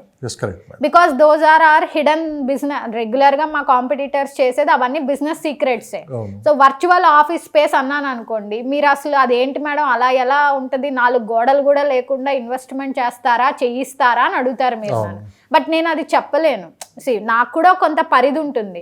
సో అదే మీరు కన్సల్టేషన్ తీసుకున్నారనుకోండి, నేను ఒక ప్లేస్లో ఇన్వెస్ట్ చేయాలనుకుంటున్నా, ఇంత ఇన్వెస్ట్మెంట్ పెట్టాలనుకుంటున్నాను అని మమ్మల్ని అప్రోచ్ అయ్యారనుకోండి, అప్పుడు మేము వాళ్ళకు ఒక ప్రాపర్ రిపోర్ట్ ఇవ్వగలుగుతాం. దాంట్లో ఉన్న ప్రోస్ ఏంటి, కాన్స్ ఏంటి, చేయొచ్చా చేయకూడదా, ఇవన్నీ వాళ్ళకి గైడెన్స్ ఇస్తాం. అది ఇన్ఫర్మేషన్. ఆ ఇన్ఫర్మేషన్ వాళ్ళు ఎక్కడైనా అప్లై చేసుకొని వాళ్ళు ఇన్వెస్ట్మెంట్ చేయొచ్చు అనమాట. సో ఖచ్చితంగా ఒక ఎక్స్పర్ట్ అడ్వైస్ తీసుకోండి. ఇప్పుడు మీరు ఒక కంపెనీకి వెళ్తారు, సెంట్రిక్గా ఒక ఇన్వెస్ట్మెంట్ చేయాలనుకున్నప్పుడు సో కాల్డ్ ఎక్స్ కంపెనీకి వెళ్తాడు. వాడు మీకు ఇన్ఫర్మేషన్ ఇవ్వడు, ఆ ఎక్స్ కంపెనీ యొక్క గొప్పతనాన్నే చెప్తాడు. ఆ గొప్పతనము మీకు కొన్ని ప్లస్ పాయింట్స్ని చెప్తూనే ఉంటుంది, మైనస్ ఏ ఉందో చెప్పదన్నమాట. ఆ మైనస్ పాయింట్స్ మీకు ఎవరు చెప్పాలి? ఎక్స్పర్ట్సే చెప్పాలి. ఆ కంపెనీ ఏంటో నాకు సంబంధం లేదు, నా క్లయింట్ నన్ను అప్రోచ్ అయ్యాడు, పలానా దాంట్లో ఇన్వెస్ట్మెంట్ చేయాలనుకుంటున్నాడు, నేను రిపోర్ట్ ఇవ్వాలి, అంతే. అక్కడి వరకే నాకు సంబంధించిన విషయం. అదే కంపెనీ ఓరియంటెడ్గా వెళ్ళారనుకోండి, మా ప్రాజెక్ట్ ఇది, మా కంపెనీ ఇది, మా సార్ ఇలా, మా మేడం ఇలా స్టార్ట్ అవుతుంది, పాయింట్స్ మిస్ అయిపోతారు. సో కాబట్టి స్క్రూటినీ ఉండాలి. స్క్రూటినీ ఉండాలి. ఆ స్క్రూటినీని ఫాలో అయ్యి మీరు వెళ్ళి ఏ కంపెనీలో అయినా ఇన్వెస్ట్ చేయండి, ఏ ఇండివిజువల్ ప్రాపర్టీ అయినా తీసుకోండి. సో నాలెడ్జ్ తెచ్చుకోవాల్సినంత టైం మీకు లేదనుకుందాం, ఎక్స్పర్ట్స్ని అప్రోచ్ అయితే సరిపోతుంది. సో ఇక్కడంటే ఇండియాలో అంటే హైదరాబాద్ ఎస్పెషల్లీ అంటే మనం మీ ఆఫీస్ మీ ఆఫీస్ కావచ్చు, లేదంటే ఎక్స్పర్ట్స్ కొంతమంది దగ్గరికి వెళ్ళి మాట్లాడవచ్చు. ఎన్ఆర్ఐలు చాలామంది ఏంటంటే ఎక్కువ హైదరాబాద్లో ఇన్వెస్ట్ చేయడానికి ఇష్టపడుతున్నారు. గత 2 దశాబ్దాల నుంచి మనం పరిశీలించాలంటే వాళ్ళ ఇన్వెస్ట్మెంట్ మొత్తం హైదరాబాద్ చుట్టుపక్కలే ఉంటుంది. కానీ మారుతున్న కాలాన్ని బట్టి టెక్నాలజీ మారుతుంది. సో వాళ్ళు అక్కడి నుంచి ఇక్కడికి వచ్చి చూసుకోవడం చాలా కష్టమైన పని, ఈ ప్రాపర్టీస్ కానీ లేదంటే ఎక్కడ ఇన్వెస్ట్ చేయాలని చెప్పి. చాలా ఎన్ఆర్ఐస్ మరి ఎలా అప్రోచ్ అవ్వాలి? ఎన్ఆర్ఐకి మీరు ఇచ్చే మంచి సలహాలు ఏంటి మేడం, ఒకళ్ళు ఇన్వెస్ట్ చేయాలనుకుంటే హైదరాబాద్లో? అసలు ఎన్ఆర్ఐస్ కంటే కూడా మోస్ట్లీ వాళ్ళ ఫ్రెండ్స్, రిలేటివ్స్ ఇక్కడ ఎవరో ఒకరు ఉండనే ఉంటారండి. వాళ్ళు ఏదైనా చూడాలి అంటే ముందు వాళ్ళ ఫ్రెండ్, వాళ్ళ తోకలు రావాలన్నమాట. వాళ్ళ ఫ్రెండ్, వాళ్ళ కానీ అది అందరికీ సేఫ్ అయితే కాదు. అందరికీ సేఫ్ కాదు, but majority of the cases అయితే ఎవరో ఒకరు వాళ్ళు ఉంటారు. మేము కూడా సజెస్ట్ చేస్తాం వాళ్ళకి. ఏంటి అంటే ఎవరైనా ఉంటే చూడగలిగి లైవ్గా ఎక్స్పీరియన్స్ చేసే వాళ్ళు ఎవరైనా ఉంటే విజిట్ చేయమనండి అనే చెప్తాం. లేని పక్షంలో మేము వర్చువల్ టూర్ అరేంజ్ చేస్తాం వాళ్ళకి. వర్చువల్ టూర్ అంటే ఏంటంటే మనం ఆల్రెడీ ఒక వీడియో చేసి పెట్టుంటాము, లేదా మన వాళ్ళు ఎవరైనా సైట్లో ఉన్నప్పుడు వీడియో కాల్ త్రూ వాళ్ళకి అది ప్రాజెక్ట్ చూపించడం అనేది జరుగుతుంది అనమాట. మెజారిటీ ఆఫ్ ద ఇన్వెస్టర్స్ ఇక్కడ ఇన్వెస్ట్ చేయడానికి రీజన్ ఏంటంటే ఫస్ట్ ఆఫ్ ఆల్ మనకు హైదరాబాద్కి వైడ్ రేంజ్ ఆఫ్ ఆప్షన్స్ ఉన్నాయి. అంటే ఇక్కడ కాస్ట్ ఆఫ్ లివింగ్ కావచ్చు, ఇన్వెస్ట్మెంట్ ఆప్షన్స్ కావచ్చు, మల్టిపుల్గా ఉన్నాయి. మల్టిపుల్ సెక్టార్స్లో వాళ్ళు ఇన్వెస్ట్ చేసి రిటర్న్స్ చూడొచ్చు అనమాట. సో అండ్ వాళ్ళందరికీ ఏంటంటే ఒక primary house already settle down అయి ఉంటారు కాబట్టి most of the investments either కమర్షియల్గా అయినా ఇన్వెస్ట్ చేయడానికి చూస్తారు, లేదా secondary home for rental purpose or లేదా ప్లాట్స్ మీద ఇన్వెస్ట్ చేస్తారు. కానీ మేము చెప్పేది ఏంటంటే మీరు రాలేని పక్షంలో ఇప్పుడు అప్రూవ్డ్ లేఅవుట్స్ అయితే వాళ్ళు రావాల్సిన అవసరం లేదు, ఫామ్ 32A ప్రకారం చేసుకోవచ్చు. ఫామ్ ల్యాండ్స్ అయితే వాళ్ళ పేరు మీద చేయలేము. సో మనం చెప్పేది ఏంటంటే మేము ఇచ్చే ఇన్ఫర్మేషన్తో పాటు వర్చువల్ టూర్తో పాటు మీరు వచ్చినప్పుడు ఖచ్చితంగా మీరు మీ ప్రాజెక్ట్ని విజిట్ చేయండి. And don't make your property like that. అలా వదిలేయద్దు. ఫ్లాట్ కొనిచ్చామనుకోండి వెంటనే రెంట్కి ఇచ్చేసేయండి. ప్లాట్ ఉందనుకోండి ఏదైనా కాటేజ్ హౌస్ కట్టేసేయండి. సో మెయింటైన్ చేస్తూ ఉండండి మీ ప్రాపర్టీని అని చెప్తాం. ఎన్ఆర్ఐలు ఎక్కడ ఇన్వెస్ట్ చేస్తే బాగుంటుంది మీ సలహా ప్రకారం? అండి మనము చాలాసార్లు మాట్లాడుకున్నాం, వాళ్ళ ప్రైమరీ లొకేషన్ నుంచి ఎవరైనా చూస్తారు. ఎన్నిసార్లు మాట్లాడుకున్నా వాళ్ళ ఆలోచన అయితే మారుతూ ఉంది. మారట్లేదుగా. ఇప్పుడు నేను ఫర్ ఎగ్జాంపుల్ డైవర్సిఫై చేయట్లేదు. వాళ్ళు ఎక్కడ స్టక్ అయిపోయినారా అంటే అండి, ఇప్పుడు ఫర్ ఎగ్జాంపుల్ వాళ్ళ ఫ్రెండో లేకపోతే వాళ్ళ పర్టికులర్ రిలేటివ్స్ గచ్చిబౌలిలో ఉన్నారు అనుకుందాం. వాళ్ళకి ఫోన్ చేస్తారు, అరే నేను బీబీ నగర్లో యాదగిరిగుట్టలో ఒక వెంచర్ చూసిన, వెళ్ళేసిరా అని చెప్తారు. లేదా నేను అక్కడ ఒక హైరేస్ బిల్డింగ్ కొత్తగా ఓపెన్ చేశారు, వెళ్ళి చూసేసిరా అంటారు. వెళ్తారా వీళ్ళు అసలు? ఎక్కడ గచ్చిబౌలి, ఎక్కడ బీబీ నగర్? ఇక్కడే మోకిలాలో ఒక హెచ్ఎండిఏ ప్లాట్ చూసాను, వెళ్ళేసి వస్తా. పొద్దున 6 గంటలకు లేసి వెళ్ళిపోతారు. ఎన్ని మినిట్స్ డ్రైవ్? 30-40 మినిట్స్లో రీచ్ అయిపోవచ్చు. సో బేసికల్గా ఏంటంటే వాళ్ళున్న లొకేషన్ నుంచి సెర్చ్ చేస్తారు. ఈవెన్ ఇప్పుడు నేను ఇక్కడ కూర్చున్నాను అనుకోండి, నాకు సమ్ కేఫ్ కావాలి, కేఫ్స్ నియర్ బై అని కొడతా. ముందు ఇక్కడున్న రేడియస్లో వస్తాయి, తర్వాత ఇంకా next further distance 20 kilometres 18 kilometres above the వెళ్తాయి. సో నేను ఫస్ట్ దేనికి ప్రిఫరెన్స్ ఇస్తాను? Nearby 5 kilometres 8 kilometres. So వాళ్ళ సెర్చ్ కూడా నియర్ బై సెర్చ్ చేసుకుంటారు తప్పిస్తే దూరం వెళ్ళి అదర్ డైరెక్షన్లోకి వెళ్ళాలని చూసుకోరనమాట. So most of the NRIs investments అన్నీ కూడా గత ఒక 5 years నుంచి తీసుకుంటే వాళ్ళు mostly they invested in west part of Hyderabad and in commercial spaces with in the city. But city అన్నారు, సిటీకి 60 నుంచి 70 కిలోమీటర్ల పరిధిలో మొత్తం చుట్టూ ఎక్కడ ఎలాంటి ఇన్ఫర్మేషన్ కావాలన్నా వన్ ప్లేస్ ఒక చోట కూర్చొని మనకు చెప్పే పరిస్థితి వస్తుందంటారా? అలాంటి ఆలోచనలు మీకు కూడా ఏమైనా ఉన్నాయా? అంటే ఒక ప్లాట్ఫామ్ క్రియేట్ చేసి ఇక్కడి నుంచి ఎలాంటి సిటీలో ఏ మూలకి వెళ్ళినా కానీ సో వాళ్ళు చెప్పిన ప్లేసు విత్ ఇన్ 1 hourలోనే వాళ్ళకి పూర్తి ఇన్ఫర్మేషన్ ఇవ్వగలం అనే ఇవ్వచ్చండి. అసలు అలాంటి ఉందా ఇక్కడ? అసలు ఇప్పుడు 60-70 కిలోమీటర్స్ అంటే పెద్ద దూరం కాదు, మనకు ఆల్మోస్ట్ 100 కిలోమీటర్లు కూడా దాటేస్తున్నారు. మీరు ఈ ఫీల్డ్ లో ఉన్నారు కాబట్టి మీకు తెలుసు. చాలా మందికి ఏంటంటే తెలియదు. మీరు అన్నారు కదా ఇప్పుడు గచ్చిబౌలిలో ఉండి ఎక్కడో బీబీ నగర్లో ల్యాండ్ చూడాలంటే అవ్వదు కదా. బీబీ నగర్ అంటే ఈస్ట్ పార్ట్ ఆఫ్ హైదరాబాద్, వీళ్ళు వెళ్ళరు చూడరు. సో మీలాంటి ఎక్స్పర్ట్స్ దగ్గర కూర్చున్నారంటే విత్ ఇన్ 1 hourలోనే మీరు అక్కడ ఏం జరుగుతుంది, ఏంటి, ప్రైజెస్ ఎలా ఉన్నాయి, డెవలప్మెంట్స్ ఏంటి, రాబోయే కంపెనీస్ మీరు టకటక చెప్పగలం. అవునండి, అవును. సో అలాంటి ఆలోచన మీకు ఏమైనా ఉందా కంప్లీట్ హైదరాబాద్ మీద ఫోకస్ పెట్టి? లేదు, ఆల్రెడీ మనం అలాగే చేస్తున్నాం లక్ష్మణ్ గారు. ఇప్పుడు ఇప్పుడు సమ్ పీపుల్ వచ్చి నన్ను నా ప్రోడక్ట్ గురించి ఎవ్వరు అడగరు. ఇన్ఫాక్ట్ మీకు నిజం చెప్తున్నాను, నన్ను మీరు ఏమన్నా ప్రోడక్ట్ చేస్తున్నారా, మీ ప్రోడక్ట్ ఏదైనా ఉంటే చెప్పండి అని ఎవరు అడగరు. నాకు వచ్చే కాల్స్ కానీ నన్ను అప్రోచ్ అయ్యే వాళ్ళు కానీ మేము పలానా ప్రాజెక్ట్ చూసాము, మమ్మల్ని కన్సల్టేషన్సే ఎక్కువ ఉంటాయి నాకు.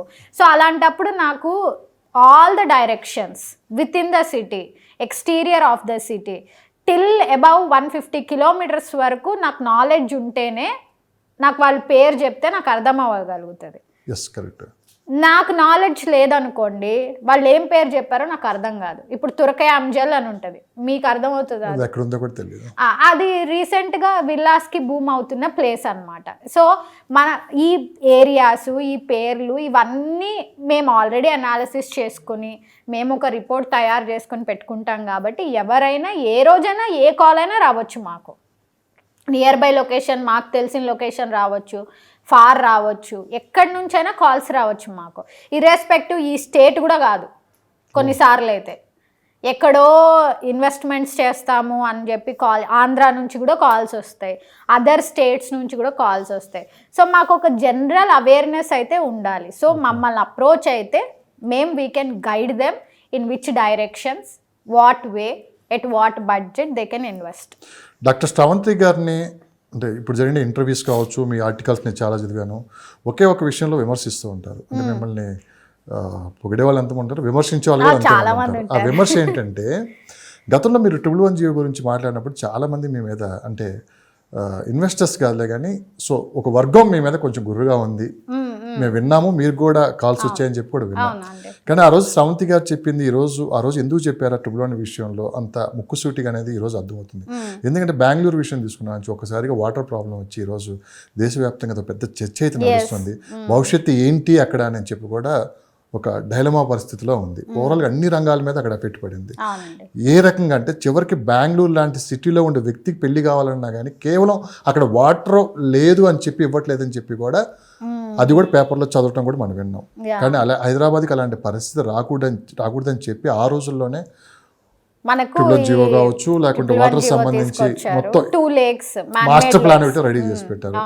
కానీ ఈరోజు డాక్టర్ శ్రవంతి గారు చెప్పిందే కరెక్ట్ అని చెప్పి కూడా ఎవరైతే విమర్శించేవాళ్ళు వాళ్ళు కూడా ఈరోజు దీనికి రీజన్ ఏంటంటే అండి, మాస్టర్ ప్లాన్ మనం మాట్లాడుకున్నాం కదా, మాస్టర్ ప్లాన్లో నేను చెప్పినట్టు ఏ ల్యాండ్ ఏ జోన్స్కి అలొకేట్ చేయాలనేది ఆల్రెడీ డిజైన్ చేశారు. అది డిజైన్ చేసినప్పుడు ఒక న్యాచురల్ డిజాస్టర్ వస్తే ఎలా ఉంటుంది, ఎన్వైర్న్మెంట్ అంటే ఒక స్పెషల్ ఎకనామిక్ జోన్లో వెళ్ళి నేను ఒక ఫ్యాక్టరీ పెట్టాలి అంటే పొల్యూషన్ ఎలా ఉండాలి, గ్రీన్ జోన్ ఏంటి, ఇట్లా సో మెనీ థింగ్స్ని ఇన్వాల్వ్ చేసి మనకు మాస్టర్ ప్లాన్ డిజైన్ చేశారు. ఇప్పుడు జీవో మనకు 111 జీవో అనేది ఏ కాన్సెప్ట్ మీద వచ్చిందో అందరికీ మనం అవేర్నెస్ ఇచ్చినప్పటికీ కూడా దాన్ని వాళ్ళు పూర్తిగా అర్థం చేసుకోలేకుండా అక్కడ ఇన్వెస్ట్మెంట్ చేయడానికి ఇంట్రెస్ట్ చూపించారు. మనం కంప్లీట్గా దానికి అగేనెస్ట్ అని చెప్పలేదు, కానీ మనం ఇన్ఫర్మేషన్ ఇచ్చాము. This is not going to happen, ఇది పాసిబుల్ కాదు అని మనం చెప్పాము. నాకు వీలైనంత పరిధిలో నేను I think I have answered more than 800 calls per day. 800 calls per day నేను ఆన్సర్ చేసిన రోజులు ఉన్నాయి. కానీ వాళ్ళందరికీ కూడా ఒకటే చెప్పాను, వాట్ ఈస్ ద పాసిబిలిటీ. విమర్శలు ఎన్ని ఉన్నాయి చెప్పండి 800 కాల్స్లో? అంటే మేము ఆల్రెడీ కొనేసాము, లేదు కదా, ఎత్తేసారు కదా, సీఎంఏ చెప్పారు కదా, మీరు వీడియో చూడలేదా, మీకు తెలియట్లేదా. నేను వాళ్ళని రివర్స్లో ఏమడిగానంటే, దానికంటూ ఒక నిర్దిష్టమైన ప్రణాళిక వచ్చిందా, can you give me any జీవోకి అనుగుణంగా ఇంకా స్టే ఉంది. సో ఇవన్నీ మీరు అర్థం చేసుకోవాలి. అంత ఆర్గ్యుమెంట్ చేసినప్పుడు మీరు అంత పేషెన్సీగా మీరు వాళ్ళకి ఆన్సర్ చెప్తాం, దీనివల్ల మీకు లాభం ఏంటంటే, ఒక బ్యాడ్ ఇన్వెస్ట్మెంట్ చేయించాం అనుకోండి, చాలా పీస్ అయితే అసలు ఉండదు.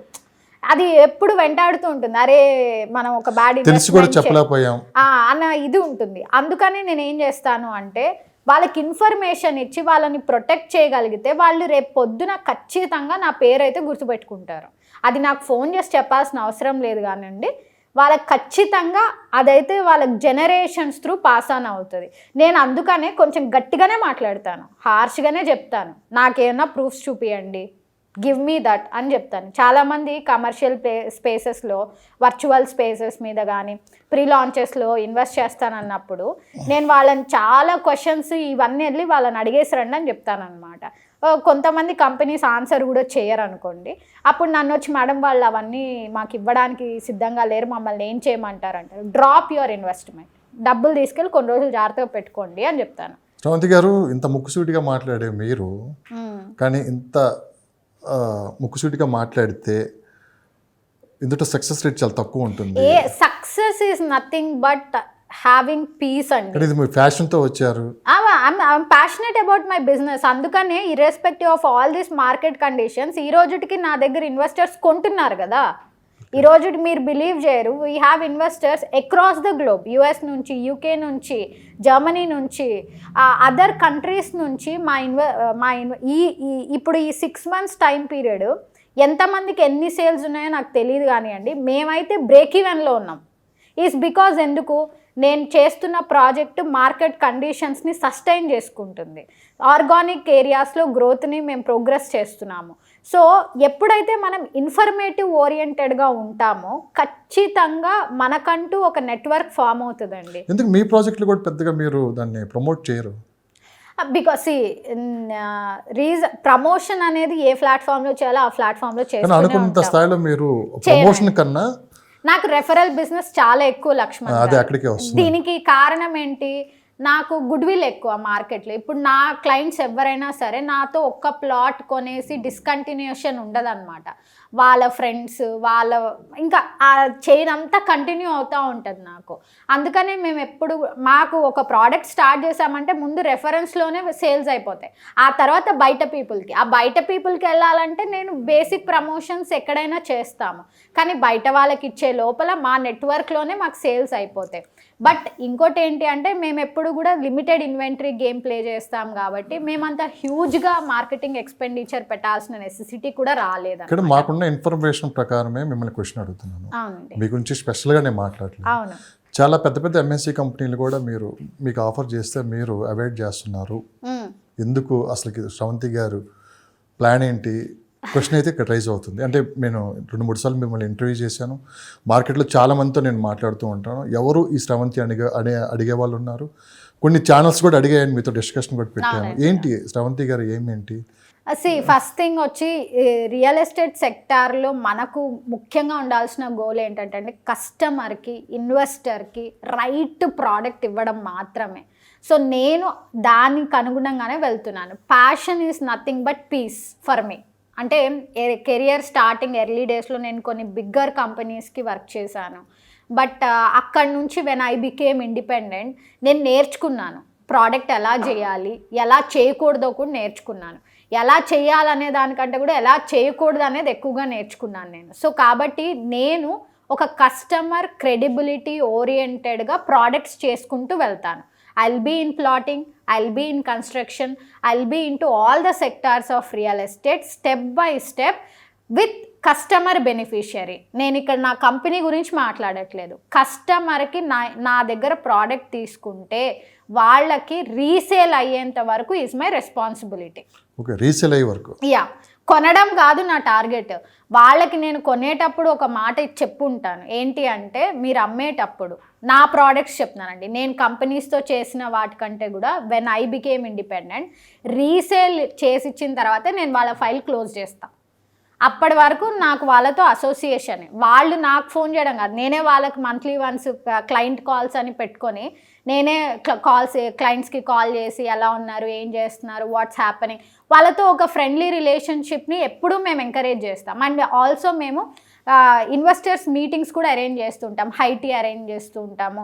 ఎక్స్చేంజ్ ఆఫ్ థాట్స్, అంటే నా ఫోన్ కాల్ అంటే అమ్మ మళ్ళీ ఏదైనా ప్రోడక్ట్ చెప్తుంది అని ఎవ్వరు ఉండరు. శ్రవంతి గారు ఫోన్ చేస్తున్నారంటే she might give us any information or she might give us any progress అనే అంత ఎగ్జైటెడ్గా ఫోన్ ఎత్తుతారనమాట. నేను ఇదే క్రెడిబిలిటీతో నేను నా బిజినెస్ ఎక్స్పాన్షన్ని ముందుకు తీసుకెళ్తాను తప్పిస్తే నాకు తొందరగా బ్యాగ్ సర్దేసుకొని వెళ్ళిపోవాలని అయితే లేదండి. అక్కడికే వస్తున్నా మేడం, ఒక మహిళగా ఎలాంటి ఛాలెంజెస్ ఫేస్ చేస్తున్నారు రియల్ ఎస్టేట్లో? మిమ్మల్ని చూసి ఎంతోమంది ఈ రంగంలోకి రావాలనుకుంటారు, సక్సెస్ చూద్దాం అనుకుంటారు, కానీ ఆ సక్సెస్ రావడానికి దాని వెనక ఎన్నో కష్టాలు ఉంటాయి. అందరూ సక్సెస్ అవ్వలేరు, 80% ఫెయిల్యూర్ అవుతారు, 20% సక్సెస్ అవుతారు. అందులో 10% ప్రోడక్ట్ నాలెడ్జ్ పెంచుకొని మీరు చెప్పారు కదా ఇప్పుడు కస్టమర్కి ఒక మనకి ఎలాంటి క్రెడిబిలిటీ ఇవ్వాలి. ఏంటి మేడం ఆ ఛాలెంజెస్, ఎలాంటి ఛాలెంజెస్? ఫస్ట్ థింగ్, నేను అస్సలు 4th year రన్ అవుతుందండి, నేను రెగ్యులర్ రియల్ ఎస్టేట్లో అయితే ఇవ్వలేకపోతున్నాను. 20-30 years ఎక్స్పీరియన్స్ మాట్లాడుతూ ఉంటారు. సో నేను ఇమ్మడలేకపోతున్నాను. నాకు కొన్నిసార్లు భూమి లేని భూమి అంటే ఏంటో అర్థం కాదు, దాన్ని అమ్మమంటే నాకు అసలు చేత కాదు. నాకు చాలా వరకు ఈ లాంగ్వేజే ఫస్ట్ అర్థం కాదు. అది ఇప్పటికీ నడుస్తుందా మేడం, భూమి లేని భూమిని అమ్మండి అని? That is called pre launch. Okay, that is called pre launch. Even పెద్ద పెద్ద బిల్డర్స్ కూడా వాళ్ళు అదే స్టైల్ ఆఫ్ వేలో వెళ్ళిపోతున్నారు. పేర్లొద్దు, జరుగుతున్న పెద్ద పెద్ద సో కాల్డ్ చాలా మంది కూడా దాన్ని చేసుకుంటూ వెళ్ళిపోతున్నారు. సో నాకు అంటే చాలా మంది అడుగుతారు, అంటే when bigger people tie up with me, నాతో టైఅప్ అయినప్పుడు, అంటే టైఅప్ కంటే ముందు డిస్కషన్స్ జరిగేటప్పుడు నేను ఇలా చేయలేనండి అని చెప్పాను అనుకోండి, ఎప్పుడు సంపాదిస్తావు అంటే వాళ్ళు నా అల్టిమేట్ గోల్ని ప్రొజెక్ట్ చేస్తారు. ఎప్పుడు ఎమ్మెల్యే అవుతావు ఇట్లయితే అని అడుగుతారనమాట. మహా అయితే ఓ 10 ఏళ్ళ తర్వాత అయితేనేమో, లేకపోతే 20 ఏళ్ళ తర్వాత అయితేనేమో అవనేమో. సరే పోనీ ఇలా అంతా చేసి అవ్వాలి అనుకుంటే వద్దు, అది కూడా వద్దేమో నాకు. బట్ ఇలా అయితే నేను అమ్మలేనండి, నా వల్ల అయితే కాదు, నేను చేయలేను. నాకు కరెక్ట్గా రైట్ వేలో ప్రోడక్ట్ కావాలి, రైట్ వేలో డాక్యుమెంటేషన్ ఉండాలి, రైట్ వేలో నా కస్టమర్కి భూమి మీద భూమి కనపడాలి, ఫ్లాట్ అయితే flat, what ever the place, వాళ్ళకి ఆ సెక్యూరిటీ అనేది స్ట్రాంగ్గా ఉండాలి అని నేను చెప్తానన్నమాట. దానివల్ల నాకంటే లేట్గా స్టార్ట్ అయిన వాళ్ళు కూడా కన్స్ట్రక్షన్లోకి వచ్చేసారు, నేను ఇంకా స్లోగా ఉన్నాను. ఇట్స్ బికాస్ నాకు చాలా ఎథిక్స్, ప్రిన్సిపల్స్, ఒక గీత గీసుకొని ఉన్నాను అనమాట. అందులోంచి అయితే బయటకు రాను. అందులోకి వచ్చేటోళ్ళతో కలిసి బిజినెస్ చేయగలుగుతా, లేకపోతే నేను చేయలేనండి. సో రీజన్ ఏంటి అంటే, నేను షార్టర్ గేమ్ ఇక్కడ ప్లే చేద్దామని అయితే రాలే. నేను అందరి ఫోన్ కాల్స్ ఎత్తాలి, నేను అందరినీ కలవగలగాలి, అందరితో మాట్లాడగలగాలి. రేపు పొద్దున నేను పైకి స్టేజ్ మీదకి అవార్డు ఏదో తీసుకోవడానికి వెళ్ళినప్పుడు people has to really see my hard work, my vision, and నాకు గుడ్ వైబ్స్ కావాలి ఎప్పుడు. సో నాకు డబ్బులే కావాలనుకుంటే నేను మంచిగా హాస్పిటల్ కట్టించుంటారు మా పేరెంట్స్, చాలా సంపాదించుకొని ఉండొచ్చు, ఏసీ ఏం ప్రాబ్లం లేకుండా ఏసీ కార్లో దిగి ఏసీలో కూర్చొని ఉండొచ్చు. కానీ ఇక్కడ కన్నా ఎక్కువ డబ్బులు అక్కడే వస్తాయి కదా డాక్టర్ గా. వస్తాయి అంటే ఏ ప్రొఫెషన్, కష్టపడాల్సిన పని లేదు, ఇంత ప్రెజర్ కి మీరు లోన్ అవ్వాల్సిన పని లేదు, ఫైనాన్షియల్ గా వెరీ స్ట్రాంగ్. మీరు అనుకుంటే ఒక హాస్పిటల్ కట్టుకోవచ్చు. ఎందుకు మేడం అటు సైడ్ నుంచి ఇటు మీరు? అంటే నాకు మార్కెటింగ్ ప్యాషన్ కాబట్టి అందులో ఇప్పుడు నేను హాస్పిటల్ సెక్టార్స్ లలో కూడా మార్కెటింగ్ ఆస్పెక్ట్స్ చేయమంటే బ్రహ్మాండంగా చేస్తారు. The same way into real estate లోకి వచ్చాను. ఈ రియల్ ఎస్టేట్ అనేది ఎమోషన్ అయిపోయింది, ఒక ఇన్వెస్ట్మెంట్ చేయించడం అనేది ఒక జనరేషన్ యొక్క విజన్ అయిపోయింది నాకు. సో ఇక్కడ మోర్ అంటే దీన్ని ఇంకా స్ట్రీమ్ లైన్ చేయొచ్చు అనే దాని మీద ఫోకస్డ్ గా ఇందులో ఎక్కువ సెటిల్ డౌన్ అయిపోయాను. ఒక టైం అంటూ ఉండదు. అవునండి, అదైతే సిటీలో ఇటు వెళ్ళాలో, ఎప్పుడు వెళ్ళాలో, ఏ కస్టమర్ ఎప్పుడు సిటీలో వెళ్ళాం, సిటీ బయటకే ఒక టైం అంటూ ఉండదు, సండే ఉండదు, ఏముండదు. ఎలా మేడం ఈ టైమింగ్ మీరు ఎలా మేనేజ్ చేస్తారు? ఫస్ట్ థింగ్ అండి, ఇది 9 to 6 జాబ్ కానీ మీరు ఇంకోటి ఏంటంటే మనీ గురించి పెద్దగా ఆలోచించట్లేదు, అది కూడా అన్నారు. ఇన్కమ్ కూడా లేదు పక్క, అంటే మీరు అనుకున్న స్థాయిలో. మీరు అన్నారు మీకన్నా వెనకొచ్చిన వాళ్ళు బిల్డర్స్ అయ్యారు, గ్రోత్ కనపడుతుంది. మీరేమో అలా కాకుండా ఒక లైన్ గీసుకొని వెళ్తూ ఉన్నారు. ఎప్పుడైనా అనిపించిందా అరే ఏంటి ఇది, మనం ఈ ఫీల్డ్ లోకి ఎందుకు వచ్చాం? I'm proud of my self అండి. వాళ్ళు ఏదైనా ప్రెస్ మీడియా కనిపిస్తామో, మనం ప్రాజెక్ట్ చేసాం, క్వశ్చన్లు అడుగుతారేమో వెళ్ళిపోతుంది, నేను ఇంకా మీడియా దగ్గరగా వెళ్తుంటాను. అదే మేడం, మీకన్నా జూనియర్స్ బిల్డర్స్ అయ్యారు కానీ ఏ ఆర్టికల్ వాళ్ళ గురించి రాలేదు. దాదాపు అన్ని పేపర్లో మీ గురించి వచ్చింది ఆర్టికల్, చాలా మంది చదివారు, నేను చదివాను. అవన్నీ చూసిన తర్వాత మిమ్మల్ని మా స్టూడియో కూడా పెట్టడం జరిగింది. అక్కడైతే మీరు హ్యాపీగా ఉన్నారంటారు. అంటే ప్రశాంతత ఉండాలండి. ఇప్పుడు ఎన్ని కోట్లు ఉన్నాయి, మీరు రీసెంట్ గా మన అంబానీ గారి వెడ్డింగ్ చూసారు కదా, ఆయన ఒక స్పీచ్ ఇచ్చారు. ఏమి ఇచ్చారు? నా లైఫ్, వాళ్ళు కుబేరులు, అపర కుబేరులు. ఆయన ఏమన్నారు, అనంత్ అంబానీ గారు ఏమన్నారు, నా లైఫ్ ఏమి ఇదేంటి పట్టు పరుపులతో ఏం లేదు, నాకు కూడా ఇది ముల్లా కిరీటాల్లాగే కొన్ని సంఘటనలు జరిగాయి అన్నారు. అంబానీ గారు అనుకుంటే ఆయనకి ఎలాంటి హెల్త్ ఇష్యూస్ ఉన్నా, ఏమున్నా సరే సాల్వ్ చేయగలుగుతారు కదా. కానీ ఎందుకు, దేర్ ఆర్ బియాండ్ మనీ. మనీతో మనం అన్నీ తీసుకురాలేమండి. మనీతో మనం ఒక రకమైన కంఫర్ట్ని తెచ్చుకోవచ్చేమో కానీ మనీతో మనం గౌరవాన్ని తీసుకురాలేం, పవర్ని తీసుకురాలేం. మనం 10 మందితో ఎలా ప్రవర్తిస్తాము, మన ప్రోడక్ట్స్ ఎలా ఉంటాయి, మనకి ఎంత క్రెడిబిలిటీ ఉంది మార్కెట్లో అనే దాన్ని బట్టే మనకు వాల్యూ అనేది పెరుగుతుంది అన్నమాట. సో నేను దానికి ఇంపార్టెన్స్ ఎక్కువగా ఇస్తాను. మనీ ఎప్పుడు రన్ అవుతూనే ఉంటుంది. నేను చేసే పనిలో నేను 100% ఎఫర్ట్స్ పెడతాను, at the same time right product ఇస్తా కాబట్టి మాకు బ్రేక్ ఈవెన్ అవుతూ వస్తూనే ఉంటుంది. సో స్లోగా ఈరోజు నేను మేబీ ఒక బ్రాకెట్ ఆఫ్ బఫర్లోనే ఉన్నాను. 2050 పెట్టుకున్నారంటే మీరు కూడా అసలు నాకు అన్లిమిటెడ్ విజన్ అండి. I have unlimited vision. But I have only one thing ఏంటంటే, నేను ఎప్పుడు మార్కెట్లో తిరుగుతూనే ఉంటా. నేను ఒక క్లయింట్ని చూసి కానీ ఒకరిని చూసి కానీ నేను వెనక్కి వెళ్ళిపోయే పరిస్థితి నాకు రాకూడదు. నన్ను అందరూ పలకరించాలి, పలకరిస్తున్నారు కూడా. సో ఇలాంటివి ఎందుకు జరుగుతున్నాయి is because I'm doing right in my job. అది నాకు ఇంపార్టెంట్. కెమెరా నాకు ఫేవరబుల్గా ఉండాలి. ఎప్పుడు కెమెరా నుంచి నేను ఎప్పుడు డివియేట్ అవ్వకూడదు. ఇలాంటి సందర్భంలోనే కొంతమంది తీవ్రంగా విమర్శిస్తూ ఉంటారు, దాన్ని ఎలా మీరు తీసుకుంటారు? మనం ఎదుగుతున్నామంటే ఇద్దరు వ్యక్తులు ఉండాలండి. ఒకరు మనల్ని పొగిడేటోళ్ళు, ఒకరు మనల్ని దూషించేటోళ్ళు. ఈ ఇద్దరు ఉన్నారంటే పర్ఫెక్ట్ గా బ్యాలెన్స్ చేసుకుంటూ వెళ్ళిపోతున్నాం. సో మన గురించి ఆలోచిస్తున్నారని అర్థం. ఆఫ్ కోర్స్ అన్నమాట. ఇప్పుడు ఈసీజీ కూడా ఇలా నాకు చచ్చిపోయినట్టు ఇలా పైకి కిందకి పైకి కిందకి వెళ్ళాలి. సో అలాగే నా లైఫ్ కూడా నాకు ఫ్యాన్స్ ఎంత ఈక్వలెంట్గా ఉన్నారో అంతకి లిమిటెడ్ కొంచెం తక్కువ పర్సంటేజ్లో విమర్శించే వాళ్ళు. బాగా చదివేశారు మీరు అంటే నా డే టు డే లైఫ్ కదండి. 4 years లో ఇదంతా జరిగింది. అంటే రియల్ ఎస్టేట్లోకి వచ్చిన తర్వాత ఇదైతే ఏంటంటే more exposure, involved with more revenue, involved with more people. ఇక్కడ మైండ్ సెట్స్ వేరే ఉంటాయి. కొత్త అందులో ఐఎమ్ వెరీ యంగ్స్టర్. ఫ్యూచర్లో ఏమన్నా మీరు కొత్తగా కొంత ఎంప్లాయ్మెంట్ క్రియేట్ చేసే అవకాశం? ఆల్రెడీ ఇప్పుడు మనకున్న కంపెనీలో మనం వీఆర్ క్లోజ్ టు 8 people అండి. అదర్ అంటే డిజిటల్ మార్కెటింగ్, సైట్ ఇన్ఛార్జెస్, వాళ్ళు వీళ్ళు కలుపుకొని మనం ఒక 8 people ఉన్నాం. సో బిజినెస్ ఎక్స్పాండ్ అయ్యే కొద్దీ ఎంప్లాయ్మెంట్ కూడా పెరుగుతూ ఉంటుంది. కొంతమందికి లైఫ్ ఇచ్చినట్లు కూడా డెఫినెట్గా అండి. సో మన last and final question madam, city expand అవుతుంది, రాబోయే 5-10 సంవత్సరాలలో దాని రూపురేఖ ఏ విధంగా మారిపోతున్నాయి కూడా మాకన్నా మీకే ఎక్కువ తెలుసు. ఫైనల్గా ఒకటి చెప్పండి మేడం, రేపు RRR కంప్లీట్ అయిపోయి మొత్తం ఒక లెవెల్లోకి వచ్చేస్తుంటే రాబోయే 10 సంవత్సరాల్లో బెస్ట్ లొకేషన్స్ ఏవి మిగిలిపోబోతున్నాయి? మనం ఆల్రెడీ రీజనల్ రింగ్ రోడ్ పర్స్పెక్టివ్లో మాట్లాడుకుంటే నార్త్ అండ్ సౌత్ ఈ ఏరియాస్లో మనం ఏవైతే అలైన్మెంట్ ఏరియాస్ ఉన్నాయో ఆ అలైన్మెంట్ ఏరియాస్ కరువులో మీరు ఇన్వెస్ట్మెంట్స్ చేయడం సేఫ్ అండి. కొన్ని ఎగ్జాంపుల్ చెప్పగలరా? ఇప్పుడు ఫర్ ఎగ్జాంపుల్ మనం షాద్ నగర్ బెంగళూరు హైవే సౌత్ పార్ట్లో తీసుకున్నాం అనుకోండి. మనము షాద్ నగర్ నుంచి మొదలు పెట్టుకొని బాల్నగర్ వరకు వెళ్ళండి. అదే నార్త్ పార్ట్లో పెట్టుకున్నాం అనుకోండి, నార్త్లో అంటే మనకు సంగారెడ్డి నుంచి తీసుకొని టువర్డ్స్ మెహతబ్ ఖాన్ గూడ మీదగా చెవెళ్ళ మీదగా వెళ్ళిపోతుంది అనమాట.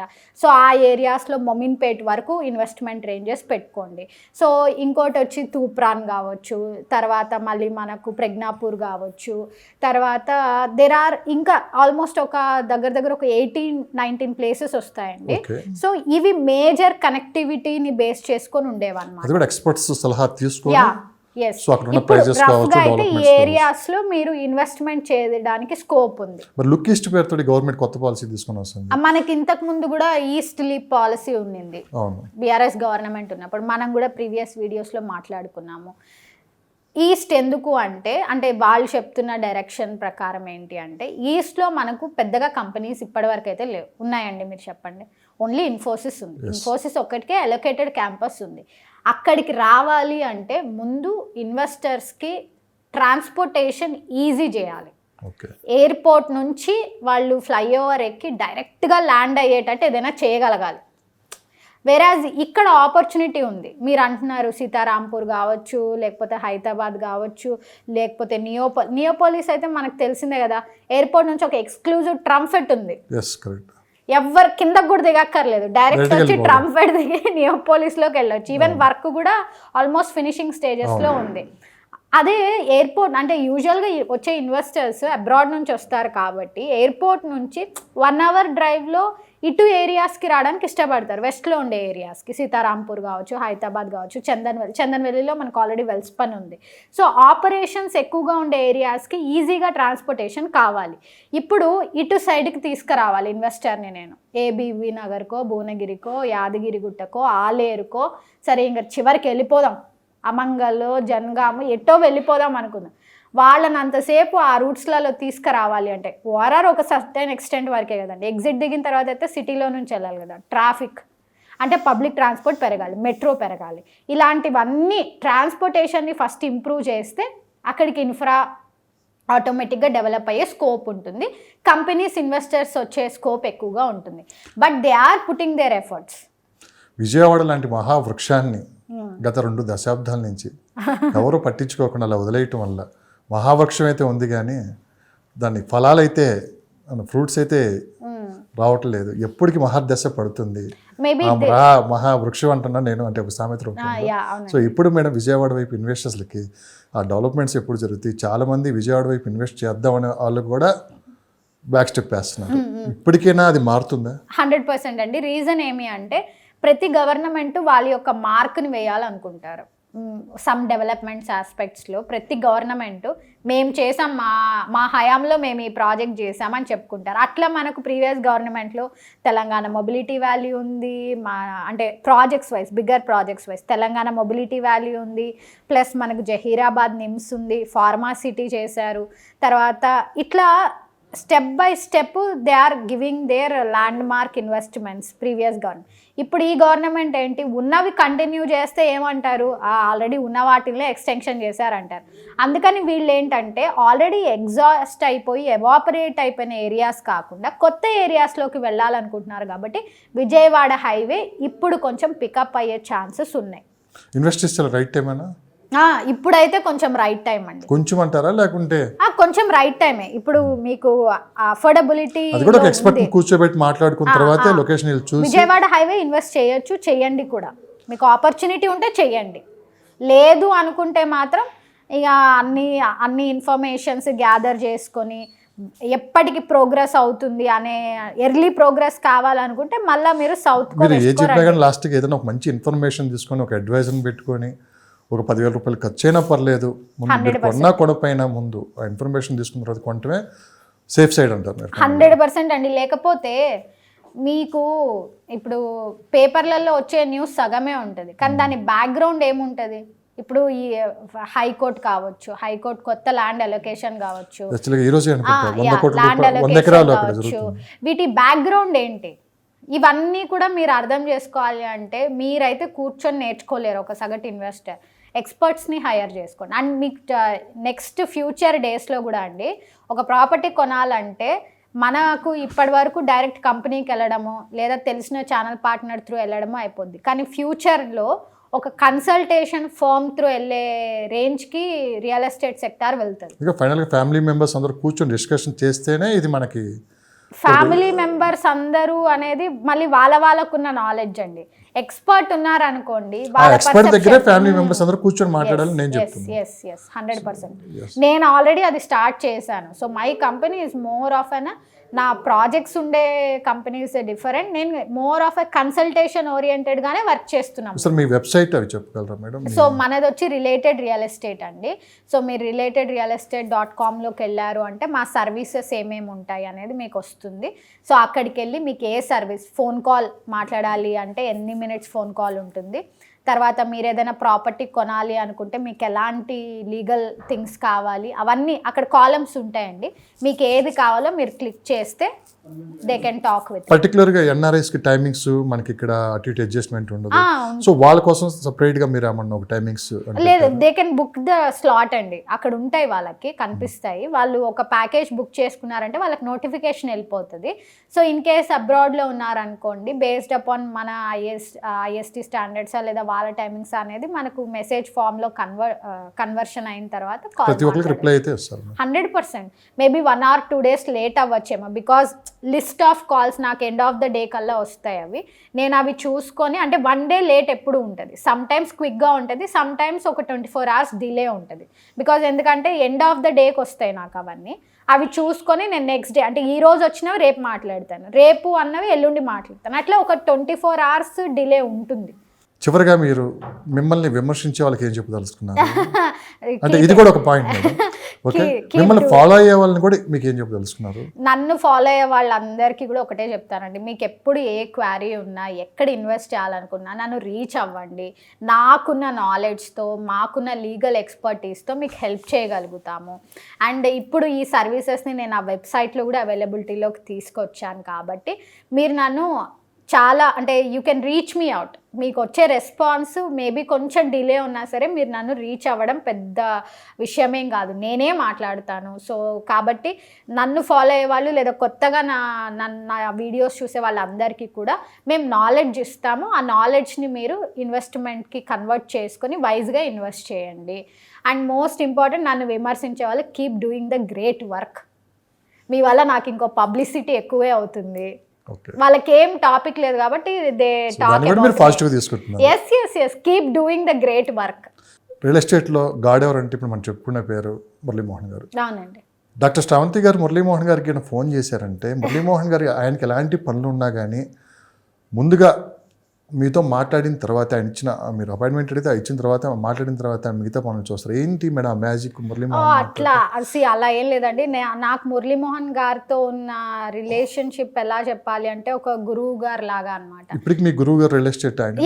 ఎస్. ఎందుకంటే నాకు ఆయనతో మాట్లాడిన ఇంటరాక్షన్ అయినప్పుడు నాకు ఆయన ఒక భూమి అనేది ఎంత ఇంపార్టెంట్ అనేది ఫస్ట్ నేను ఆయన దగ్గరే నేర్చుకున్నాను. అంటే రియల్ ఎస్టేట్ చేస్తున్నాము, దట్స్ వెల్ అండ్ ఫైన్, కానీ ఎందుకు చేయాలి అనేది ఆయన దగ్గరే నేర్చుకున్నాను. అది ఏంటి, ఎంత ఇంపార్టెంట్ అది. కానీ ఎందుకు అడిగానంటే మేడం ప్రశ్న, చాలా ఆనెస్ట్గా ఉండే వాళ్ళని బాగా ఇష్టపడతారు. ఎందుకంటే ఆయనలాగే డెవలప్ అవ్వాలి, ఆయనలాగా చాలామంది తయారు చేయాలనుకుంటారు. అందులో కొంతమంది ఉంటారు, అందులో మీరున్నారని చెప్పి.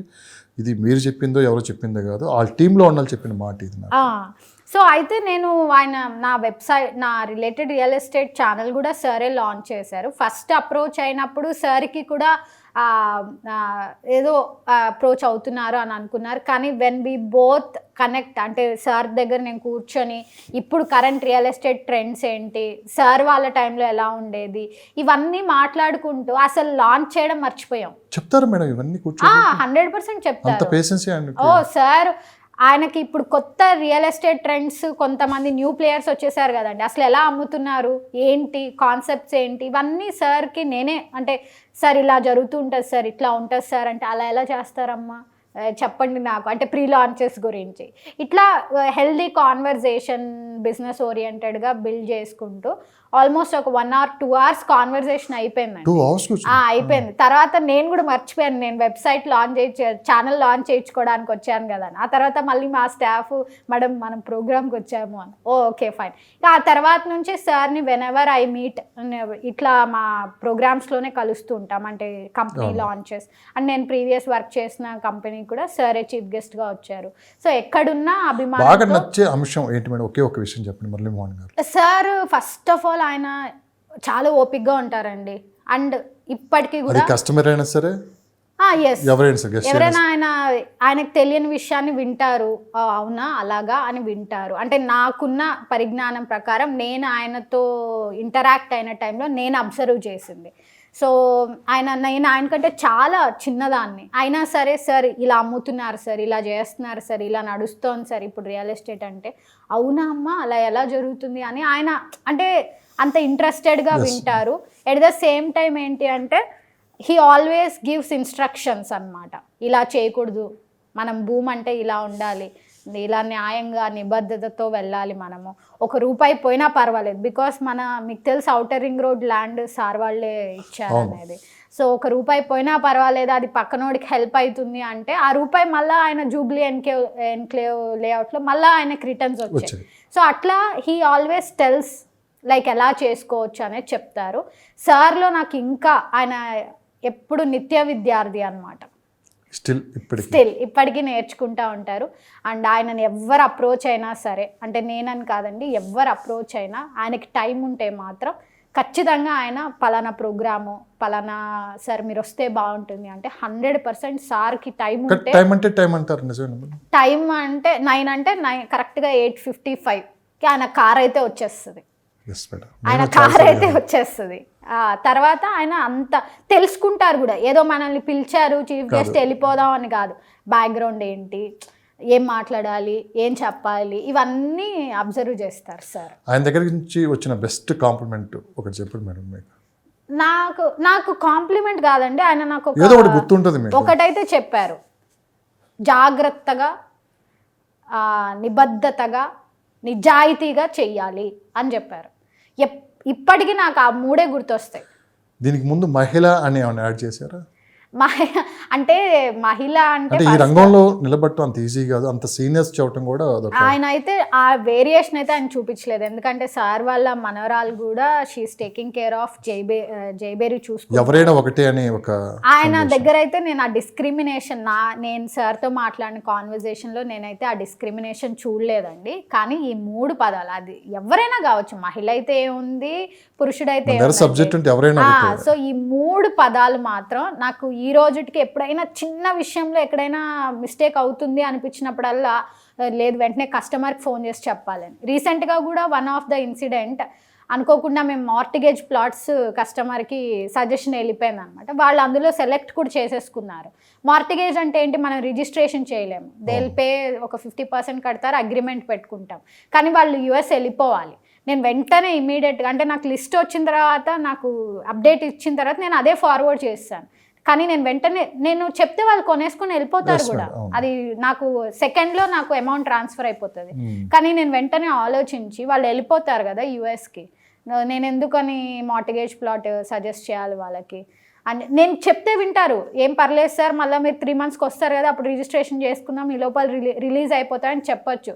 కానీ నేను I took A step, it's a team mistake అండి, ఈ పలానా ప్లాట్స్ మార్టిగేజ్లో ఉన్నాయి, మీరు ఈ ప్లాట్ తీసుకోండి బెస్ట్ ప్లాట్ అని చెప్పి. మీరు అలా అంటే అలా మేడం అన్నారు. కానీ ఐ నో దట్ ఫాల్ట్, అది మేము సజెషన్ ఇచ్చేటప్పుడే చూసుకోవాలి. నేను ఏం సజెషన్ ఇచ్చినా వాళ్ళు తీసుకుంటారు. అలా అని చెప్పి నేను నా తప్పుని కప్పిపుచ్చుకునే ప్రయత్నం నేను చేయలేదు, నేను ఓపెన్గా వాళ్ళకి చెప్పాను. సో అలాగే నేను ప్రతి క్లయింట్కి కూడా ఛాలెంజ్ ఏముంటుందో చెప్తాను కాబట్టే ప్రశాంతంగా ఉంటుంది. సో కాబట్టి నాకు లేకపోతే మనము హైడ్ చేసే కొద్దీ ఏమవుతుంది అంటే అండి, ఎక్కువ ప్రెషర్ అయిపోతుంది మనకు. సక్సెస్ సీక్రెట్ ఇదే అన్నమాట. అంతే అండి. Thank you madam. నాకైతే సార్ చెప్పినవి ఇవే. ఏ పనిలో అయినా, రియల్ ఎస్టేట్ అని కాదు కానీ రియల్ ఎస్టేట్ అంటే మోర్ కాన్షియస్ ఉండాలి, ఎందుకంటే చాలా నగదు ఇన్వాల్వ్ అయి ఉంటుంది కాబట్టి. ఏ పనిలో అయినా సరే నిజాయితీగా, నిబద్ధతతో, మన వల్ల ఒకరికి హామ్ అవ్వద్దు అన్న కాన్సెప్ట్తో ముందుకెళ్ళాలి అనేది. సక్సెస్ ఇవ్వాలి కాబట్టి రేపైనా వస్తుంది, స్లోగా వస్తుందండి, 100% వస్తుంది. Thank you madam. Thank you so much అండి.